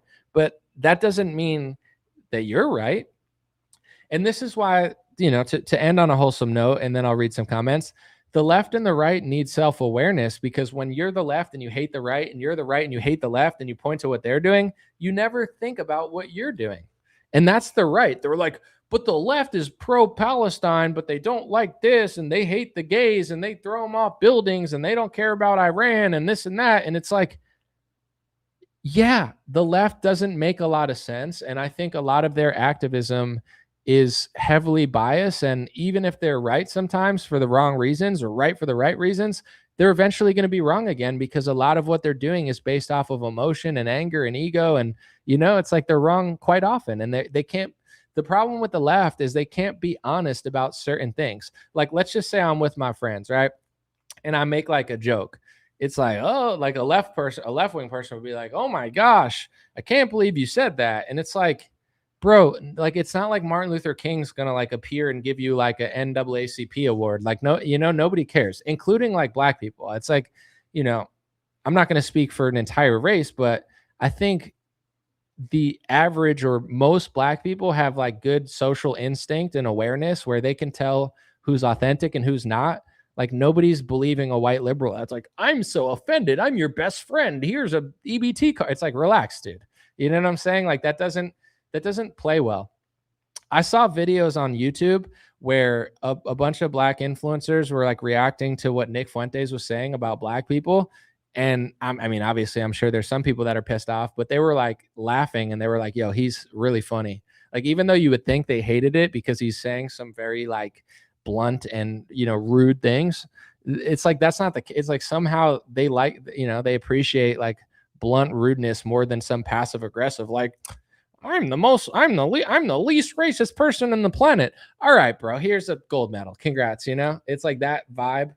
That's why the left is suffering so hard because they're just like too passive aggressive and fake. But then the right just dunks on the left all day and they don't know anything anymore. But anyway, let's get to the comments. Someone said the two extremes play for the same team against the middle majority. I am a little stunned that people haven't figured it out yet. A lot have, but when Venezuela and Iran, like the propaganda comes to the extremities, and some of these comments, I just can't believe it. I mean, maybe they're real. I'm not going to say people are bots, but what are you guys saying? I'll read some. Someone said, as long as money is allowed in politics, voting is a pointless activity. Yes, and that's a great point, and people need to understand this. Someone said anomalies sell Tim Pool your hair. No, no, thank you. He needs to wear a beanie for the rest of his life. He's condemned to be. The beanie is actually a dunce cap, and under the dunce cap is a small hat. But anyway, when I say like, oh, Trump's taking $250 million from a donor that he thinks cares about Israel more than America, people are like, oh yeah, and the left doesn't get funded. No, they do too. They also do. Like, that's the problem, you know, like it's this weird ego thing where they're like, I don't want to hear about Trump and the right. Why? I'm not, if you can point out who's funding the left and paying them to do stuff, let's all point it out, and then let's elect people that aren't doing that. And right now, the people that aren't doing that is Marjorie Taylor Greene, and she's gone, is Thomas Massey and Rand Paul. That's like it. I mean, there's a few people on the left, but there's 95% of Congress is sold out. That's the problem. Trump and Biden are sold out.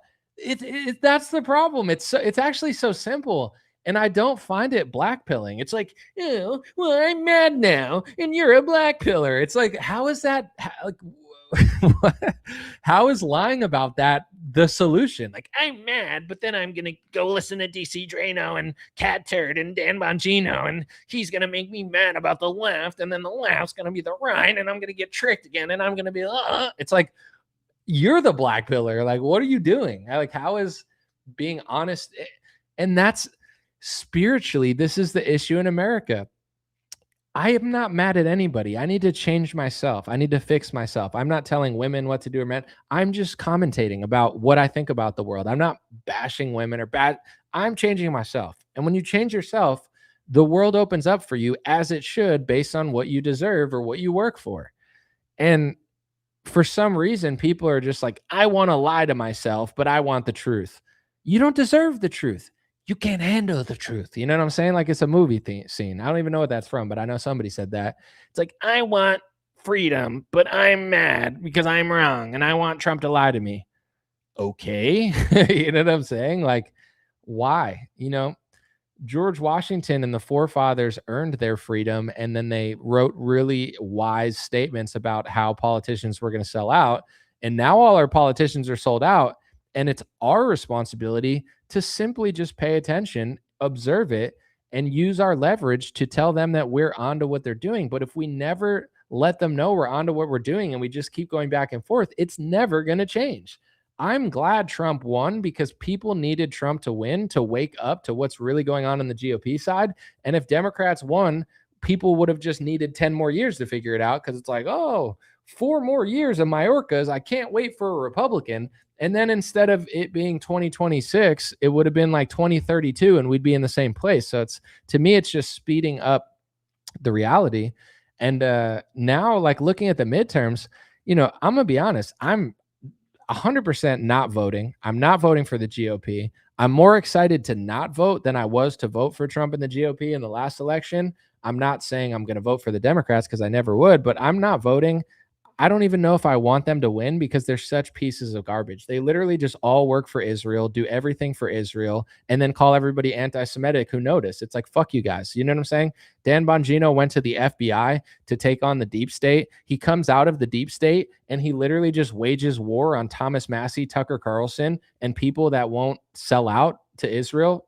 Like, that's his job now, is to just bash the most honest, honorable, and intelligent people in American politics and media. Like, fuck that guy, fuck the GOP. I don't even want them to win. They don't deserve to win. And they need to learn a lesson, and people need to challenge them. The two most interesting people, and I'm going to do another video on it later this week, you know, James Fishback, Casey Push, they're interesting.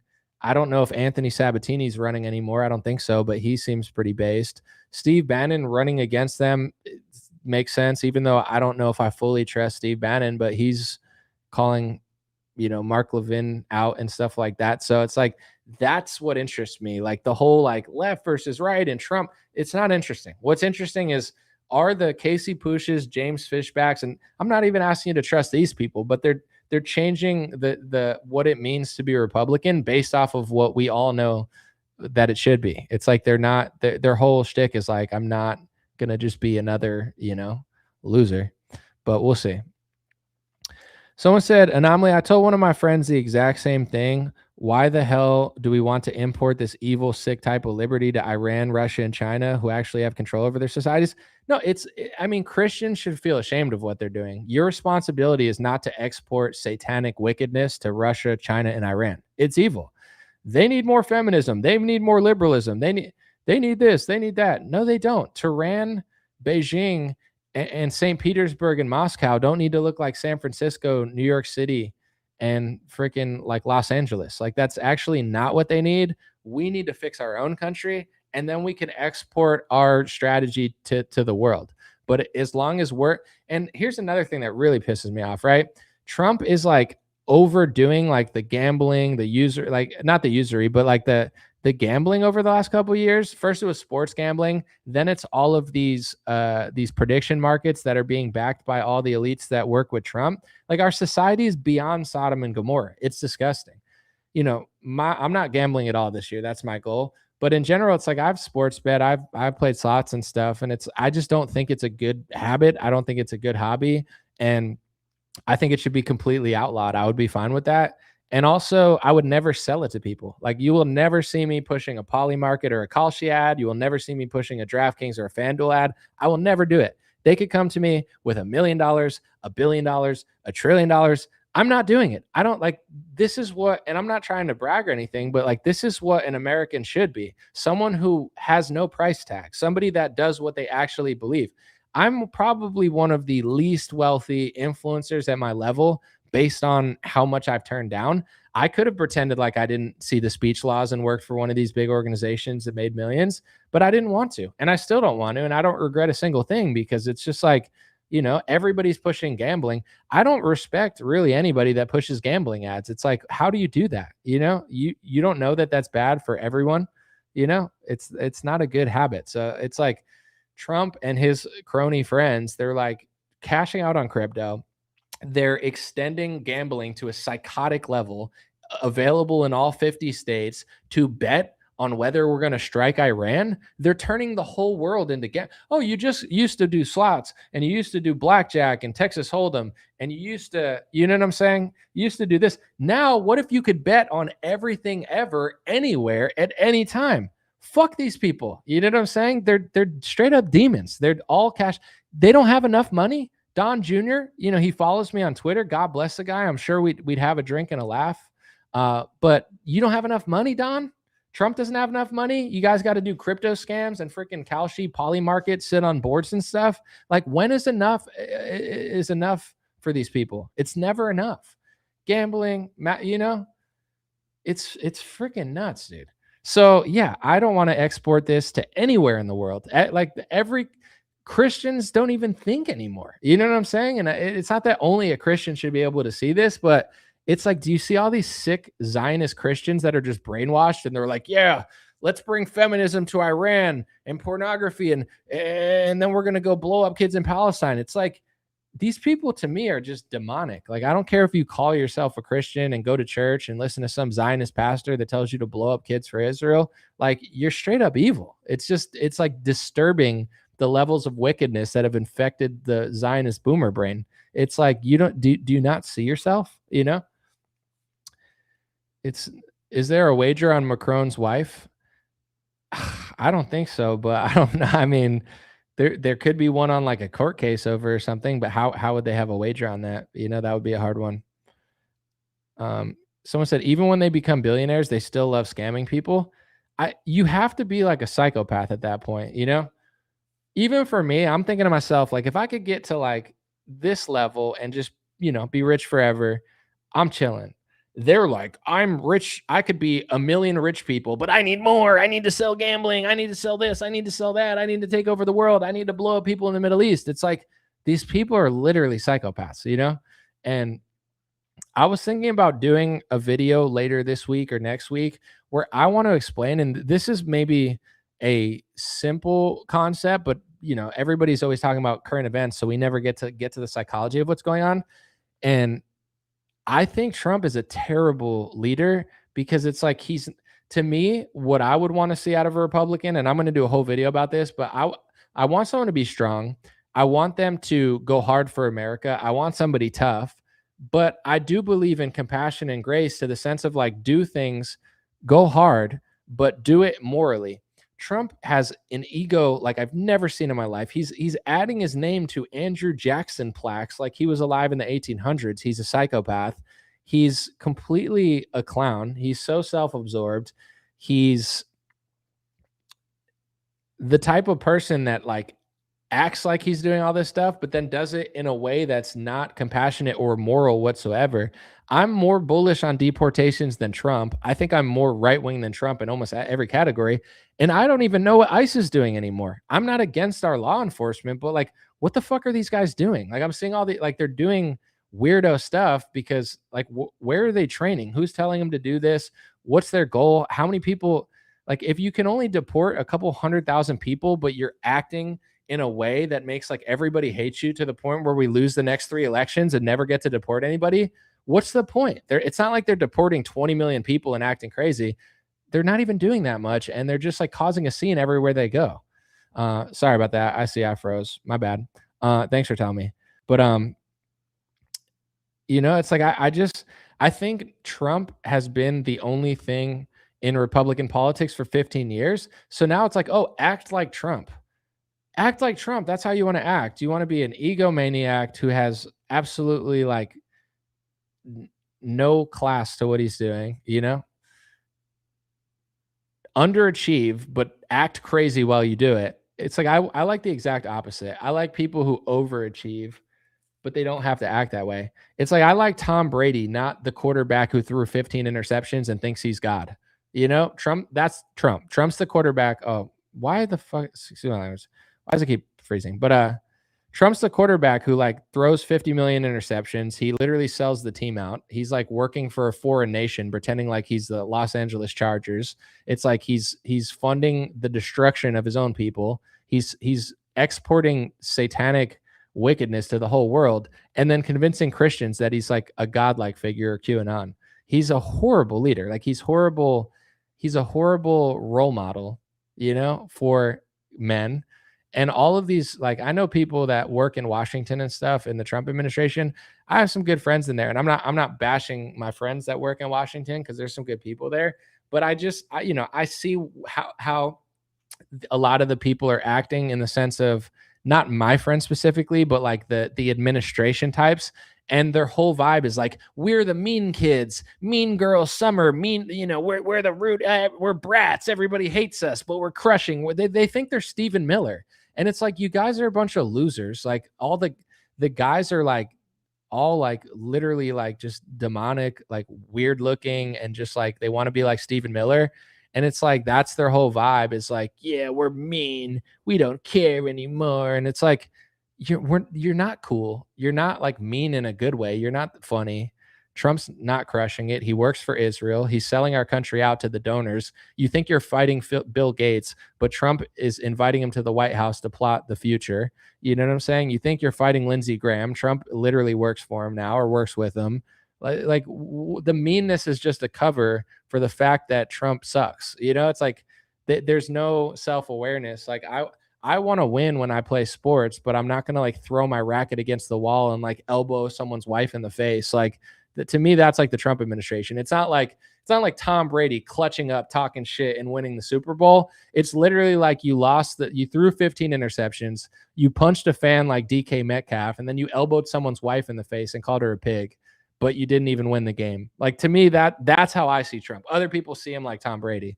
So it's like, he's not a good role model. He's acting crazy while underachieving, and he's convincing a bunch of men that that's the way you want to act. Like, that's not how I want to act.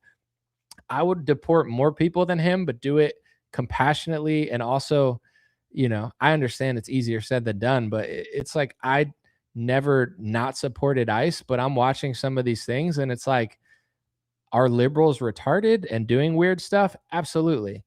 But like, are these ICE guys just like jacked up off like Trumpism, where they just are just like, they have no self-control? They're just like, I'm running this show. Like, what are you guys even doing?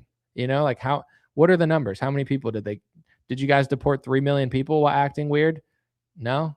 Then is the bang worth the buck? Because I think the average person, if I'm looking at this and saying that they're weirding me out, then you have to understand most people are. Most people who voted for Trump that aren't Trumped out, like people that are, they're all like backing away from him. Like, what is he working for Israel? Is he friends with Epstein? Like, why is he covering up the Epstein files? Why is he doing neocon foreign policy? Why did he take $250 million from Miriam Adelson? Why are ICE agents like there's reports that ICE agents and also New York police train with Israel? It's like, what's going on? Are we training them with people that blow up kids and women? Is that why they're acting weird, or is that just how they act? I don't know. I'm just like, it's not my thing. But good luck, God bless them, and liberals should stay out of the road and stop causing a scene. Someone said it's all a setup.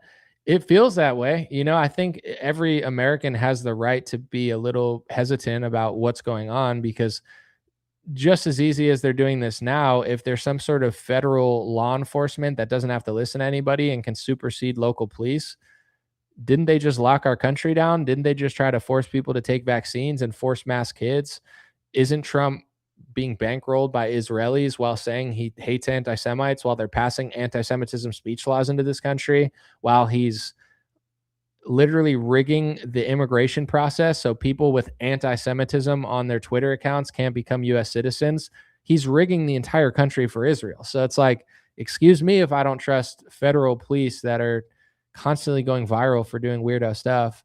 But also, I get it. Like, liberals egg them on, and they're being told to just, steamroll them or something. But I don't know. In order to trust it, I need better leadership out of Trump and the GOP.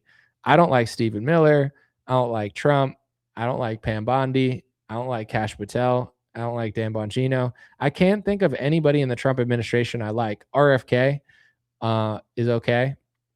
Tulsi Gabbard is cool, but probably can't do anything. That's really it, And RFK kind of sucks too, because it's like, he's like, Zionism is a disease. It's like, or anti-Semitism. I'm sorry, not Zionism. He was like tweeting from the HHS thing about anti-Semitism. It's like, bro, take the GMO out of the food, my dog. Take the seed oils out. We don't need you crying about anti-Semitism too. We get it. They run our government. They control you. And now you have to say that no one can talk about it. We understand, but get to work on the food, buddy, But besides him and Tulsi Gabbard, Trump's administration sucks. Like, all of them are just trash. Stephen Miller is like, I'm going to blow up the world. It's like, all right, bro. Congrats, dude. You got it. You're the man. Someone said they're using ICE events to reinforce our standard divisions rather than focusing on sovereignty. Yeah, I mean, obviously liberals could act better, but I'm not impressed with the footage that I'm seeing from ICE. Like, they're acting very aggressive and extreme, but they're underachieving. It's like the worst. You want to overachieve while doing it as, obviously it's law enforcement, so you're going to have to like muscle up sometimes, but to me, they're acting crazier than police officers, yet not even deporting that many people. So yeah, it's not helping necessarily. And if Trump can only deport less than a couple million people, but then he loses the next 5 elections and they import 40 million people, it doesn't matter. I asked people, what are 5 good things that he did? No one could even name 5 things. He closed the border. That's good. Besides that, like, everything else he's doing is fake. Tariffs are not for us. They're for his donors. He's only tariffing and using tariffs for foreign policy. It's an extra addition to sanctions. It's like, what? I don't even know what he's doing. People are like, he took the girls out of boys sports or whatever, or boys out of girls sports. That is a minor accomplishment, sort of, but that was already being done on a local level anyway. That it's nice having a president that understands that, some guy named Joshua that changed his name to Jennifer doesn't beat the shit out of your daughter in volleyball. Yes. Thank you, Donald Trump. But it's like, that probably would have happened anyway. I feel like the tides were turning on that topic, and it's not like he reinvented the wheel or something. Someone said he confiscated all of Diddy's baby oil.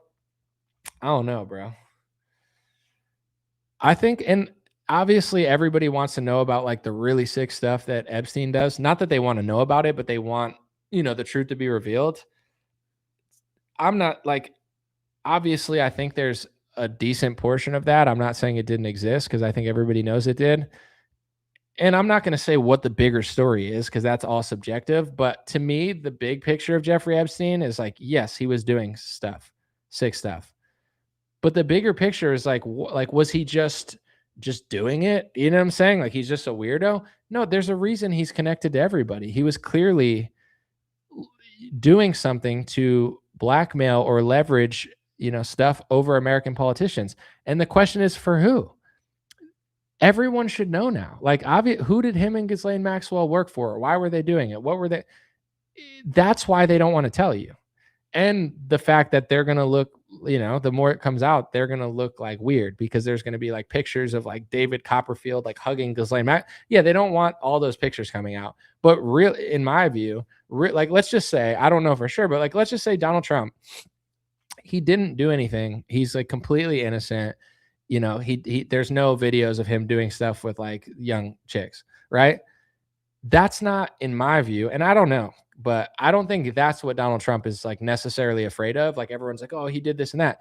I think he works for the people that Epstein worked for. So he just doesn't want everyone to know. Because if everyone finds out that Epstein worked for the foreign nation that our whole government worked for, then it's like, oh, that explains everything. And then the show's over. So it's like that to me is, a part of it as well. It doesn't necessarily mean like Trump did all of these things, but he works for the country Epstein worked for. Our whole government does. Our whole government is compromised, right? And Epstein was one part of that, but I don't think he was like the entirety of that. There's a lot of ways that they compromise everybody. And that's the part, in my view, that they really don't want to come out, besides all the other stuff that everybody is just guessing, because they're like, they don't know who did what, and they could speculate. And just because you hang out with Jeffrey doesn't mean you did something like that, So their mind's going to run and be like, everyone did everything with him. Not everyone did everything with him, but some people probably did, and they don't want that out. But more importantly, they don't want to tell you, like, if our government is attached at the hip with a foreign nation, why would they want to show you that that's what Epstein wanted them to do? It would make it seem like it's not a good idea. But they're trying, everything that the left and the right does is trying to convince you it's great that all our politicians are compromised. It's great that essentially we're a colony now. It's great that we keep sending foreign aid. It's great that we keep sending our kids to die for a foreign nation. It's great that we pass speech laws for this foreign nation. It's great that we never talk about how they don't even like us that much. It's great. Like, it's all not great. You know what I'm saying? And Epstein is a huge part of that story. They know that. They know all of that stuff, and they can't tell you. It's like with Al-Qaeda. When it's all said and done, were we fighting Al-Qaeda or were we funding Al-Qaeda? Do they want to tell you? I don't know. Tulsi used to talk about it. Rand Paul talks about it. I can't say for sure what's going on, but I do know that we fought alongside Al-Qaeda in Syria. Al-Qaeda, a leader from Al-Qaeda, took over Syria as the president.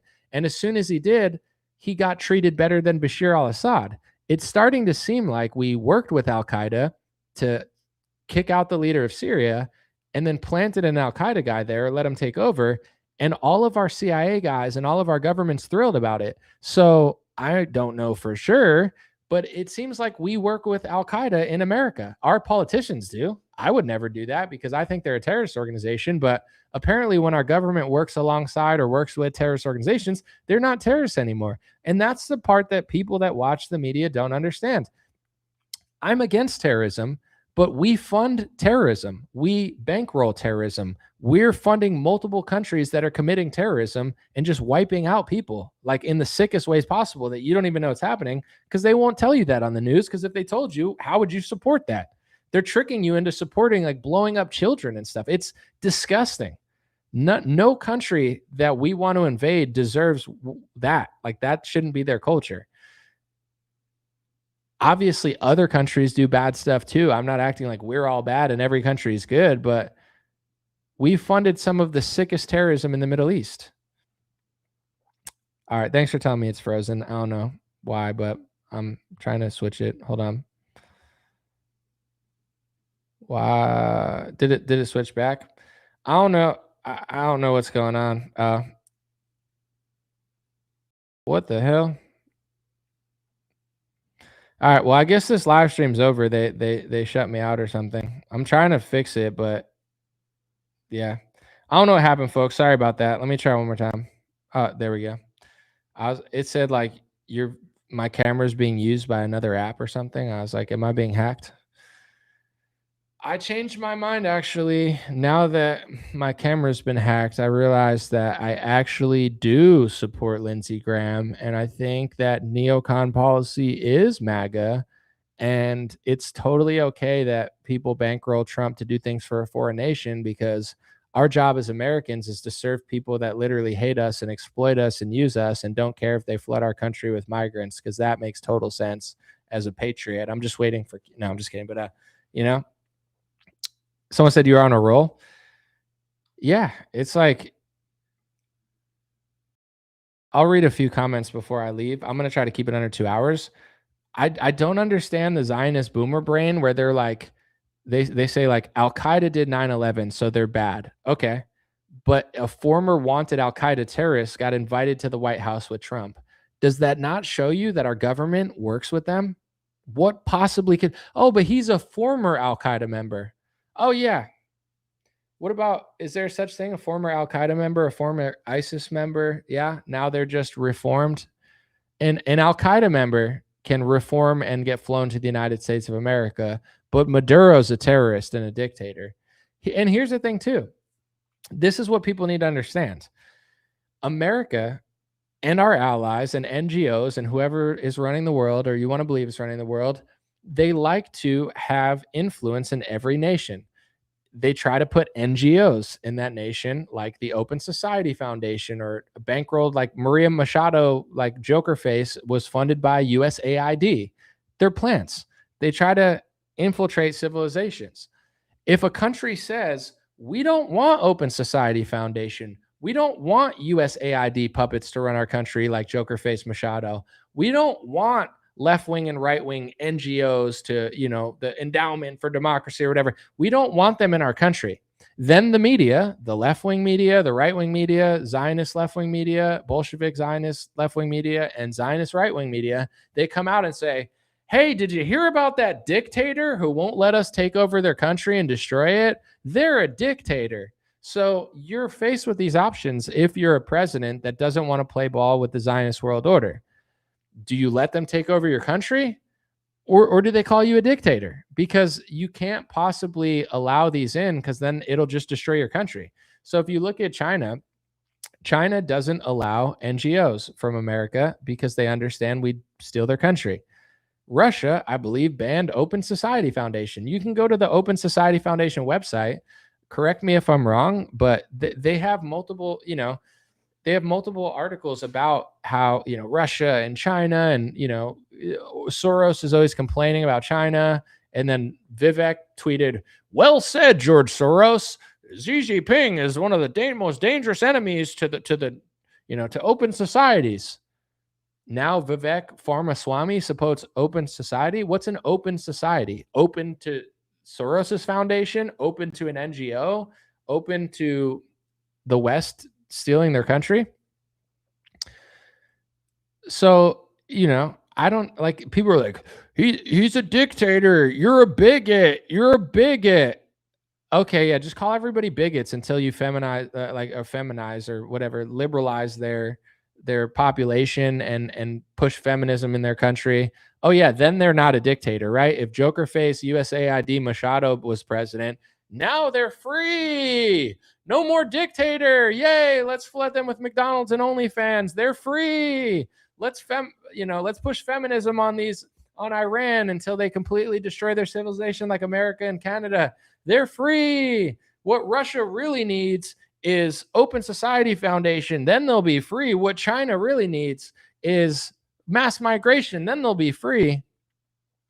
It's like, I'm actually blown away that people are this retarded. I'm not even kidding. It's like, if you want to destroy these countries or take them over and beat them up or whatever, at least just be honest about it. There is no regime change in Iran. It's an organic uprising of the people. Yeah, and my name is Willy Wonka, and I own a chocolate factory, and my walls are made of schnozberries. You want me to lick the wall? These schnozberries taste like schnozberries. Like, just be honest about your regime change. I don't like the passive aggressive stuff, but You know, so it's like, oh, Trump's a dictator because he won't bow down. Oh, he's bowing down. He's not a dictator anymore. Like anybody that uses that word is retarded. But you don't understand it, Namali. There's dictators out there. There's a dictator that won't let open societies in. There's a dictator out there, Anomaly, that won't push OnlyFans on all their women. And you'll never believe this, but the women actually know they're women, and the men know that they're men, and the women aren't working all of the men's jobs. Can you believe that, Anomaly? I'm a Republican, conservative Christian, but I think Iran needs feminism, or else there's a dictator. You guys are fucking retarded. I call them cattle brains. I'm like, do you have the brain of a literal cattle? Are you literally cattle? Are they right about you? Because there's some people out there that literally think you're cattle. And I'm starting to think that they're right. They're like, yo, these people are literally cattle. And I'm like, you might be onto something. You know, the elites might be right. Maybe you guys are cattle. Not you guys, but you know what I'm saying. Can you believe Russia won't let the NGO in? And this is like a mainstream conservative talking point. It's like everyone's saying it in unison. Yeah, I understand why nobody knows what's going on. And I understand why they never let me in. They wanted to never tell people this stuff, you know? That's why it's cool to have like Tucker Carlson talking about it. That's why they hate him so much. You know, protect Tucker at all costs. Someone said we might all be cattle anyway. I mean, you know, it is what it is. But at the end of the day, I think for me, I can't speak for everybody. I feel, yeah, you know, when I play sports and I do well, they say you're an animal. I don't say, no, I'm not. I'm a human. Yeah, I play like an animal. You know, we all have animalistic instincts. But, you know, I feel good when I'm telling the truth. I feel good when I'm not lying. I feel good when I'm calm and understood. Like, I don't know. I don't live in this like chaotic world where I'm being lied to all the time. I think it's not, to me, it's not scary to learn the truth. It's exciting. It's fun. I enjoy it. But to some people, it's scary because everything's a lie to them. It's like, you ever had a girlfriend, or if you're a girl watching the show, have you ever had like a boyfriend, or maybe you're married? I don't know, but whatever. Have you ever had somebody that like, maybe an ex, maybe you're still with them, but hopefully, you know, whatever, where you like tell them the truth and they like spiral? And it's like, why are you spiraling over that? I wasn't even, but I get it. We're all sensitive. You know, I could get a little upset too when someone tells me something, but usually I like the truth. But it's like some people, they like to live in like a snow globe reality where like everything's a lie, and like a simple truth can just shatter that. So I feel like with politics, I don't take politics that seriously. It's like, yeah, you know, but like, I don't care. Don't, you know, say someone's like, hey, Thomas Massey did this. I'm not going to be like, no, my Thomas. It's like, whatever, dude. You know what I'm saying? Point it out. Just make it make sense. It's not that serious, but people, it's like they think Trump is like their child or something. It's like their newborn baby. Not my Trumpy Wumpy.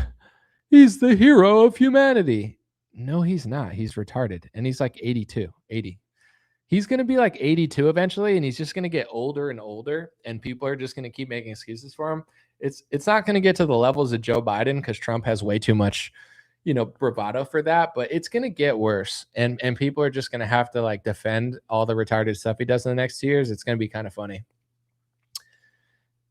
I saw him in an interview. They were like, and to Trump's credit, he does so many interviews, like he's got to be exhausted, but they're like, are you still giving everybody a $2,000 check from the tariffs? And he goes, did I say that? Wait, I said, no, did I? Well, I gave 1776 to all the soldiers though, but yeah, maybe I'll do it. Maybe I'll do it at the end of the year. It's like, he doesn't even remember. Someone, let me see. Super chat. Someone said, Frisella doesn't think Shirley is odd. He was calling me crazy. I think you need to update him. He's a little behind. Well, I love Andy Frisella, and he's been great to me. So I don't, he can think what he wants. I mean, yet to be decided with Nick. You know, if you trust Nick and think he's like the greatest journalist ever, maybe, you know, if you're suspicious of Nick Shirley, like you're allowed to be either. So I'm not gonna like update him because I'm indifferent on Nick. I think, you know, I don't trust him, but if Andy wants to, that's on him, or he likes him a lot. I don't, you know, it's all good. But I don't know how you presented it to him or why he called you crazy, but I would have to deal with the situation myself, I guess. But a lot of people like Nick now. It's not that I dislike him. I just, you know, time. This is what I've been saying recently, and I think it's true. Time tells all. Like if I'm talking about speech laws and nobody wants to hear it, but then 6 years later, it's the biggest story in the world because Tucker Carlson talked about it.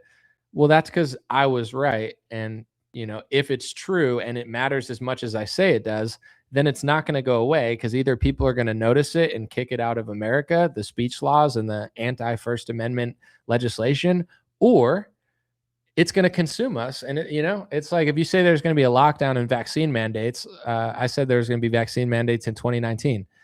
If I'm wrong, then, then it doesn't matter. But if I'm right, then it either happens and, you know, so time will tell all. With Nick, let's see who he becomes. Let's see who he is. He's still super young. You know, he's very ambitious. He seems like he likes to go to a lot of protests. Who knows who he is or what his intentions are? But what I will say about the Nick Shirley guy is he went from relatively unknown to the biggest story / modern superstar journalist in Republican media. So I would say every opportunity is going to present itself to Nick now. And regardless of who he was before, who he is over the next 5 years will tell all, because, you know, if there's going to be anyone that has the ability to play a lot of inside baseball, it's going to be him. I mean, he's probably got so many opportunities, so much like, you know, White House reaching out to him type stuff, wanting to bring him to parties, this and that. And sometimes they socially lobby people because they're like, oh, if we just do nice things and invite people to stuff, then they'll just be on our team sort of vibe. So let's give the kid some time. That's my opinion. I got invited to the White House in 2018. And, you know, if all I cared about were White House invites and like hanging out with like politicians, then I would have never talked about the speech laws in 2019. But I never thought about, oh, I might lose this or lose that, nor do I care. Like, it's like, you know, if I have a fork in the road, do honest journalism about the First Amendment or go to White House parties, I'll do the First Amendment every time. So, but not everyone's like that, you know? And I know so many people in conservative media that you don't know this because you think they didn't know, and you don't know this because you think they just didn't want to talk about it. I know a lot of these people, and I just like they left me hanging, and not that I needed help or anything, but they were like, oh, I'll just play dumb and go get the money. I'll just play dumb and go get these opportunities. And now they're talking about it because it's profitable and it's mainstream. But to me, it's not the person who talks about it when it's profitable and mainstream. It's the person who's willing to lose everything for it. That's the person I trust. So Nick, I don't know the guy. I haven't been following that much. I'll just watch his trajectory. But other people, it's like I don't trust people that will go the route of money and fame and connections over good reporting. And my question is, will they do it again? I don't know the answer to that. It's not like I've never made a mistake, but to be honest, I've never been a sellout. I've told people this a bunch of times, but I had record labels. I had labels with a distribution, one of the biggest distributors in music, one of the biggest labels in music, one of my favorite underground labels. I had all sorts of, you know, offers. It was never like, we're going to give you $1 billion because you're Justin Bieber. Like, I'm going to be honest, I wasn't that popping, but I was popping enough to get interviews and have people know who I was and bring me to New York and fly me, you know, to New York. So I never, like, I don't know, like I didn't sell out when I was broke. So sometimes people will be like, oh, well, they just made a mistake and they sold out, but now they're telling the truth. Maybe that could be possible, but personally, and maybe this is selfish because I can only compare it to myself, I can't relate because I never sold out when I was broke, you know? And if you'll sell out when you're broke to get rich, but now you're rich and now and I'm not saying I dislike you, but I still don't trust you because it's like, I don't know. I wouldn't do that. I never cared about the money. I never cared about women. That's what they tried to like hold in front of my face. And I always had an old soul. Even though I was like 20 years old, they were like, women, jewels, money, clothes. And I was like, you're talking to the wrong person. I don't care about clothes. You know what I'm saying? Like, I don't care about money. I don't need you to get women. Like, you know, I had very pretty girlfriends when I was younger, like in college and stuff. Like, it's not like I needed the labels to give me women. So like, and even if I did, I just don't think I'm that type of person where it's like all the things they try to woo me with, like never worked. So if someone is willing to be like, I'm not going to talk about this topic for 6 years, but now I'm going to talk about it, I don't know that they won't do that again. Only time will tell. Only God knows. So I'm not going to overly judge, but I can't relate. I can't relate to, I sold out in my 20s and 30s, but now that I made millions of dollars from the establishment, now I'm not a sellout. Maybe. But to me, that tells me sometimes people do the right things for wrong reasons. I'm not a perfect person, but I always try to do things for the right reasons. I definitely made mistakes. I definitely made music that I'm not proud of when I was in my 20s.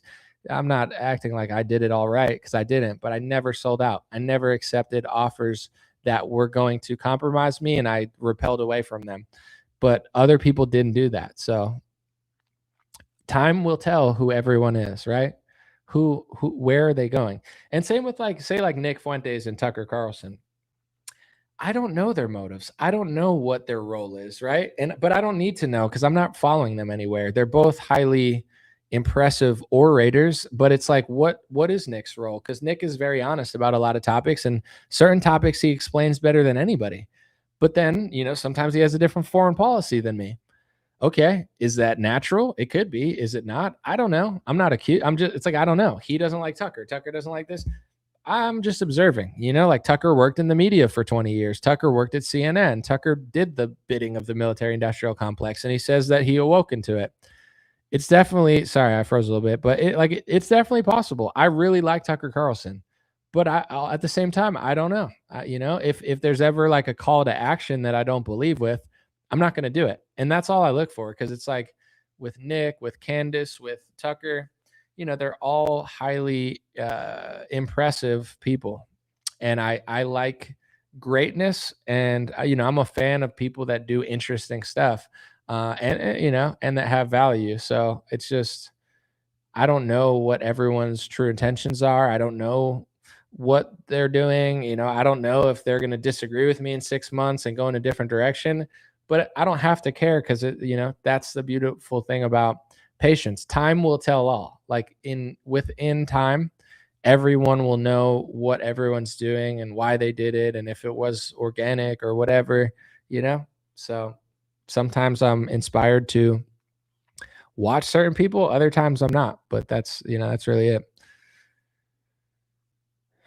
And everyone has opinions about everyone. So everyone's entitled to it. Someone said, trust the Palantir. Well, that sounds like a bad idea. I'm going to put I don't trust anybody, but I'm going to put all my trust in Palantir. If you can't trust Palantir, who can you trust? I'm just kidding. Hopefully that, yeah. Someone said Tucker does not know what a computer is and his dad was in the CIA. Yeah, I mean, here's the thing. We'll see where everyone goes. If Tucker does good reporting and journalism, I appreciate it. I like Tucker, but I'm not Tucker. You know, he says things I love. He says things that are questionable, but I just tend to like him. I guess I don't know what the end destination is, you know? I'll do one example now that I probably shouldn't, but this is someone I've never met in person, but you know, Ashley St. Clair, she was like a Republican influencer. She had a baby with Elon Musk. Now she's mad at Elon Musk, and now she's like, you know, saying she was wrong about transgenderism and she made a mistake. It's like time, you know, time will tell all. I never knew. I you know, talked to her on social media a little bit in the sense of like she was well known in the same circles I was in. But I never thought bad about, you know, like I'm not like overly judgy where it's like, I hate her. she was just whatever. Like, it was like she was there, and then, but now she's like, I'm having second thoughts about transgenderism. Okay, time tells all. She was right wing, now she's starting to be left wing, and that, like, she had a baby with Elon. It's like, time will reveal who's who and what they really think, and if it was real or it wasn't, or they're emotional. It's whatever. Someone said Tucker plays dumb on Palantir when Peter's his boy. It's definitely possible. I think other people cover Palantir. So if Tucker doesn't, then I'll just listen to someone else talk about it. Someone said those women make 12 million with a baby with Elon. I don't know how much she made, but I don't know what the price is or how much he gives her, but I would assume it's a lot. He's like the richest person in the world, She should be living in luxury for the rest of her life with her whatever kid. I don't know. Someone said, when did the stream start? I don't know. What did I miss? You want me to redo it? Hold on. It's been 2 hours. Do you have 4 hours? Do you mind if I just redo the whole thing live for you? No, I'm just kidding. But thank you for being here. Someone said, Tucker's on the teal JD Vance for president train. Time will tell. We'll see. I think JD Vance is another one where it's like, he seems like he has good instinct, but at the same time, he'll probably play ball. The pressure that these people face, it's unreal. Like, not to make excuses for him, but when there's a difference between, and this is why I could never do it. Like, I couldn't do what they're doing because I'd have to be fake, and I don't want to do that. But it's like the game that Charlie and like JD Vance are playing. Charlie was kind of fake for a long time on certain topics, and then he started being more and more honest, and they hated him for it. So with JD Vance, he's willing to play ball, but then on some cases it seems like he might not. Obviously Palantir, he's probably going to play ball, but if JD Vance is having a change of heart on any major policy, I'm sure they will freak out at him and try to get Marco Rubio in office. So I don't trust JD Vance, but I do tend to slightly like him better than Marco Rubio, but it's not some sort of astronomical gap. But I do think that JD has some more anti-war instincts. And I think at that level, there's two things to consider. One, like, you should never trust them, because if someone's willing to lie and play ball, then why would you ever trust them? But there's games on games being played with insiders. And sometimes, if they're 80% sold out, the elites get mad that they're not 100% sold out. So I don't think JD Vance is 100% sold out, but I think he's like 90% sold out. And if he runs on the premise of like, I'm not going to sell out 10% of my values, they're going to freak out at him like they are in the Zionist press and, call him all sorts of names. So we'll find out, but I'm not asking anybody to trust these people, because it's like, even Charlie, he was like playing both sides. Like, that's what they do. They play this game that is not honest, but the second they want to break away from that game, then it's almost like you're stuck. That's why it's good to not do that. Like, I don't know. Charlie took probably, if you look it up, tens or hundreds of millions of dollars from donors. So let's just say I say something, right? And people hate it because they're like, I don't like what Anomaly says. That's hateful, even though it's literally true. No one gave me $100 million to say something else. So they're going to get mad, but it doesn't matter that much because they're like, I can't buy Anomaly. With Charlie, they literally pretty much could bankroll Charlie. And maybe Charlie was young and naive. Maybe he wasn't. Who knows? But there's a different level that they get upset, because how much money has Charlie taken when he was alive for his organizations? Probably hundreds of millions of dollars. How much has JD Vance taken? Millions? Tens of millions? How much has Trump taken? Billions? You understand what I'm saying? That there's a lot there. Like, I don't have any donors. I don't have mega donors. I don't know. I have fans that support me. There's no like pay to play, like here's money to do this. They've all done that.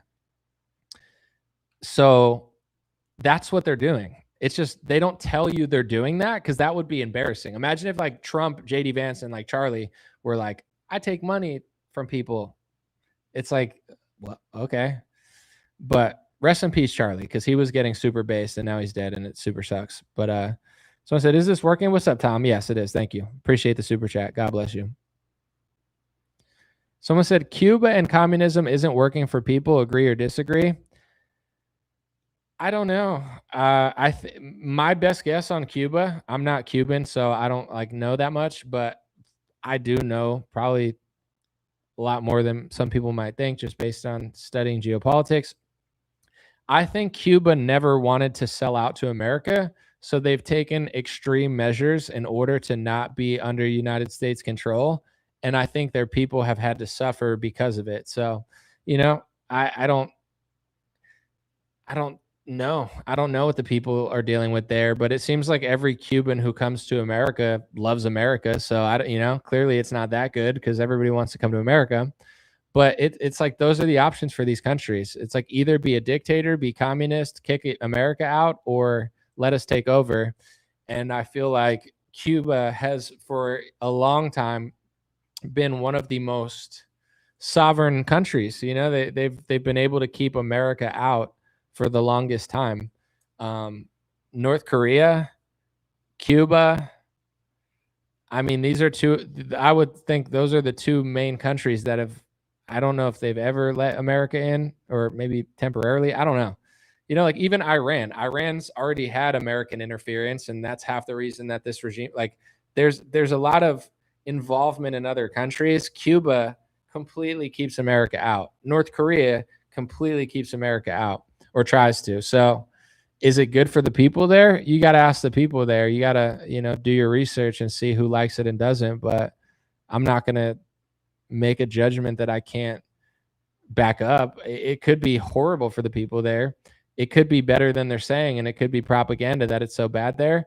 But for sure, they're going to extreme measures to keep out American influence, and that's why the American press hates them. They were talking about we got to get Cuban people vaccines during COVID. Oh yeah, that's what they really need, vaccines. So unfortunately, I don't trust our government, press, or media enough to know anymore. I have an unpopular theory. I don't even think North Korea is what they say it is.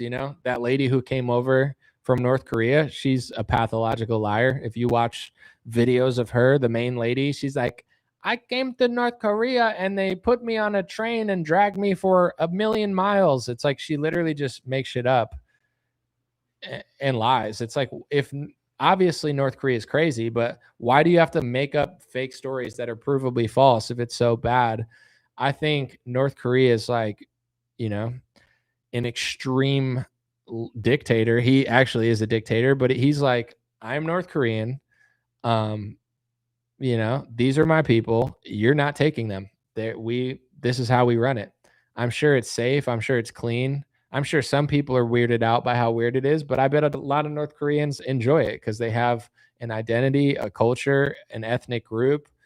You know what I'm saying? It's not where I would want to live, but I don't think North Korea is as bad as they say it is. And I think they just want to take over countries they can't control. And Kim Jong-un is like the fiercest leader for his people. He's not giving his country up to America. So they take extreme measures to keep America out. Someone said we have dictators in America. The same people control both sides. So the elections are fake. That's the real fake election. The other stolen election narratives, in my opinion, are just circular logic that Trump plays into because it makes him look like a victim. The real story is the bankers and the elites and the billionaires and the donors, they fund both sides and they've compromised our entire Congress. It's our democracy is not even real. So any country that won't let America in, they're just going to propagandize people and make it sound worse than it is. I'm sure Cubans are suffering because they can't make that much money because they're cut off from the whole world. But I bet the propaganda against Cuba is even worse than they're saying. And then with North Korea, it's the same thing. Like, I'm sure for some people, it's not good. Same with China. Like I met a Chinese chick one time. I know what you're thinking. I did not get Eric Swalwell. Okay. I didn't sleep with her. I just talked to her for 20 minutes. So don't You know, I'm not going to Eric Swalwell myself. I'm smarter than that. But anyway, you know, I talked to some chick from China. My friend invited her over or something on 4th of July. And, you know, I was asking her questions about China, and, you know, she liked America better. She was like, I'm more free here. I get to, you know, do what I want more here. And it's like, yeah, you know, that makes sense. Like, America's cooler than China, but it's like there's beauty in liberalism and freedom, and there's also beauty in conservatism and discipline. So it's like, you know, a lot of women love having like freedom. I can do this, I can do this, I could start an OnlyFans, I could fly all over the world. It's like, yeah, that's fun, but it's fun until you're like 30, and then you hate your life because you're like, damn it, I should have got married. So it's like, you know, yeah, I'm sure it's certain things are fun about it and certain things aren't. There's pros and cons to each society. But you know, I think some of the anti-other countries propaganda is overblown. Someone said he got fang-fanged. Don't lie. I did not get fang-fanged, okay? Yeah, I don't know. Was that her name, Fang Fang? Was that who Eric Swalwell? All right. Here, I mean, here's another thing too with like the whole everyone talks about Eric Swalwell like doing that, which is hilarious and should be talked about forever because it's like literally one of the funniest stories. And Eric Swalwell looks like he poops his pants. He has that poop your pants face. Like Eric Swalwell is like, like it looks like he just poops and sits in it in Congress. He looks disgusting. But anyway, it's like that story's mainstream because it's China and America's fighting China. How many other spies do you think other people are sleeping with and marrying? What about the country that seems like it controls America? How many people do you think are sleeping and marrying and cozying up with people from that country who prioritize that country over America? It's not even worth a story because, dude, so many Republicans are doing that. It's like half of, you know, it's like all of them, but not everyone. But it's like the Fang Fang story goes mainstream, and then like 20 politicians are sleeping with chicks who care more about a different foreign nation more than America and molding their worldview and shifting them in a certain direction, but it's never covered. Where's Nancy Pelosi? She's in my closet. You want to talk about her? Me and Nancy Pelosi were talking about what was that R. Kelly thing, like trapped in the closet? You got to be like older to remember this, and not older, but like my generation. R. Kelly did like a 50-part song series where he's like trapped in the closet. The girl was in the cupboard. Like it was like a whole like drama about like it literally like lasted forever. So me and Nancy Pelosi were working on a remix to that, you know, Trapped in the Closet part 55. Like, does anybody know that in the comments, or am I just making a joke that only I understand? Has anybody heard R. Kelly's Trapped in the Closet, like 50-part like music video series? I mean, maybe these were different times, but let's see. I'm gonna read the comments. I can't leave until I figure that out. And then I gotta eat dinner. I'm hungry. Let's see. I gotta wait long because it takes like 20 seconds for me to see all of them. I need at least one person that knows what I'm talking about, or else I'm just gonna feel awkward and rage quit my own stream on a bad note. We need to end on a higher note. Let's see. The comments should start rolling in soon. Nope, nobody's just gonna say anything. Someone said you're being censored. Everyone's just gonna ignore what I said. No, nobody's gonna weigh in on it. Maybe it's on like a 30-second delay or something. I gotta wait like an hour for all this. But has one person seen? Someone said I remember it, but I thought it was a South Park bit. Did South Park make fun of it? All right, let me tell you the origins of why South Park made fun of it. R. Kelly came out. I don't know if it was 20 or a 50 part. Like it was so many. It was called Trapped in the Closet, part 2, part 3, part 20. Like he just kept, it was like a never ending song where he was just like, it was like a drama. Like he was like, the girl cheated at like, and he was like singing about it. It's so funny if you could find it, if they haven't banned it from social media, but it's like, he was like, I can't even like mock it, but it's just like an R&B song that lasts like hours where he's just like, then the girl came home and she was on my counter, but it was the doctor's wife. Like it was like a soap opera meets a song. It was kind of revolutionary, but also really cringe and weird, but also funny. It was like a whole drama, soap opera, R&B, never ending part like 30 song. All right. Someone said they saw it. I just needed one person. I'm gonna look up how many it was. R. Kelly Trapped. Oh, it was 1 through 12. Okay. Yeah, it's like a movie that nobody asked for and a song that nobody asked for. Like no one wanted it, but he was like, "I'm gonna do this." And then people are like, "But we don't want that. We don't want a 12-part song that lasts for hours about like, you know, like a soap opera." He's like, "All right, bet. Then I'm gonna do it." Someone says I'm glitching, but anyway, it's been a long time. I want to watch the Steelers game. You know, I'm an American. I'm a patriot. I like my bread and circuses, so I'm rooting for Aaron Rodgers for obvious reasons, based, you know, not completely brainwashed, didn't take the vaccine. You know, these are our heroes, not the literal Patriots, because that's actually a team. But you know, we root for Aaron Rodgers out here. Real ones know. Team Aaron Rodgers, Team Jokovic, Team Kyrie Irving. I don't know if Jokic took the vaccine, Nikola Jokic, but he's just a tall dude from Eastern Europe, so we root for him too, just because it's cool how awesome he is. But anyway, all right, I'm gonna watch the game. Enjoy your bread and circuses with me if you're a true patriot, and I'll be back soon. Appreciate you guys. Thanks for hanging out. And I got some shorter videos. Go back and watch some of my like 12 to 20 minutes. I'm gonna do a lot more of those this year. These are fun as well. I enjoy them, and I appreciate people listening. But I think those ones, like, if you know, people always say, "I don't see your videos anymore." And I'm like, "Where are your videos at?" It's because I don't keep up with the Joneses anymore. I'm not out here filming myself doing little 5-second TikToks. Look, 6'7", like, you know, that's why people don't see my videos anymore. I'm coping, but no, literally, you know, it's like people are not gonna watch a live stream to that like for 3 hours. So I got to do more short stuff, like, you know, short stuff, 20-minute long. That seems to be what people are into. And I used to do that anyway. I just got like lazy for a few years, and I just like doing live streams because it was fun. But it's not about my entertainment. It's about serving the people. It's about serving the people videos and breaking my fingers trying to edit videos. That's what it's about. So I'm back to the basics this year, grinding. I'm going to do little 6-7 TikTok, Instagram reels.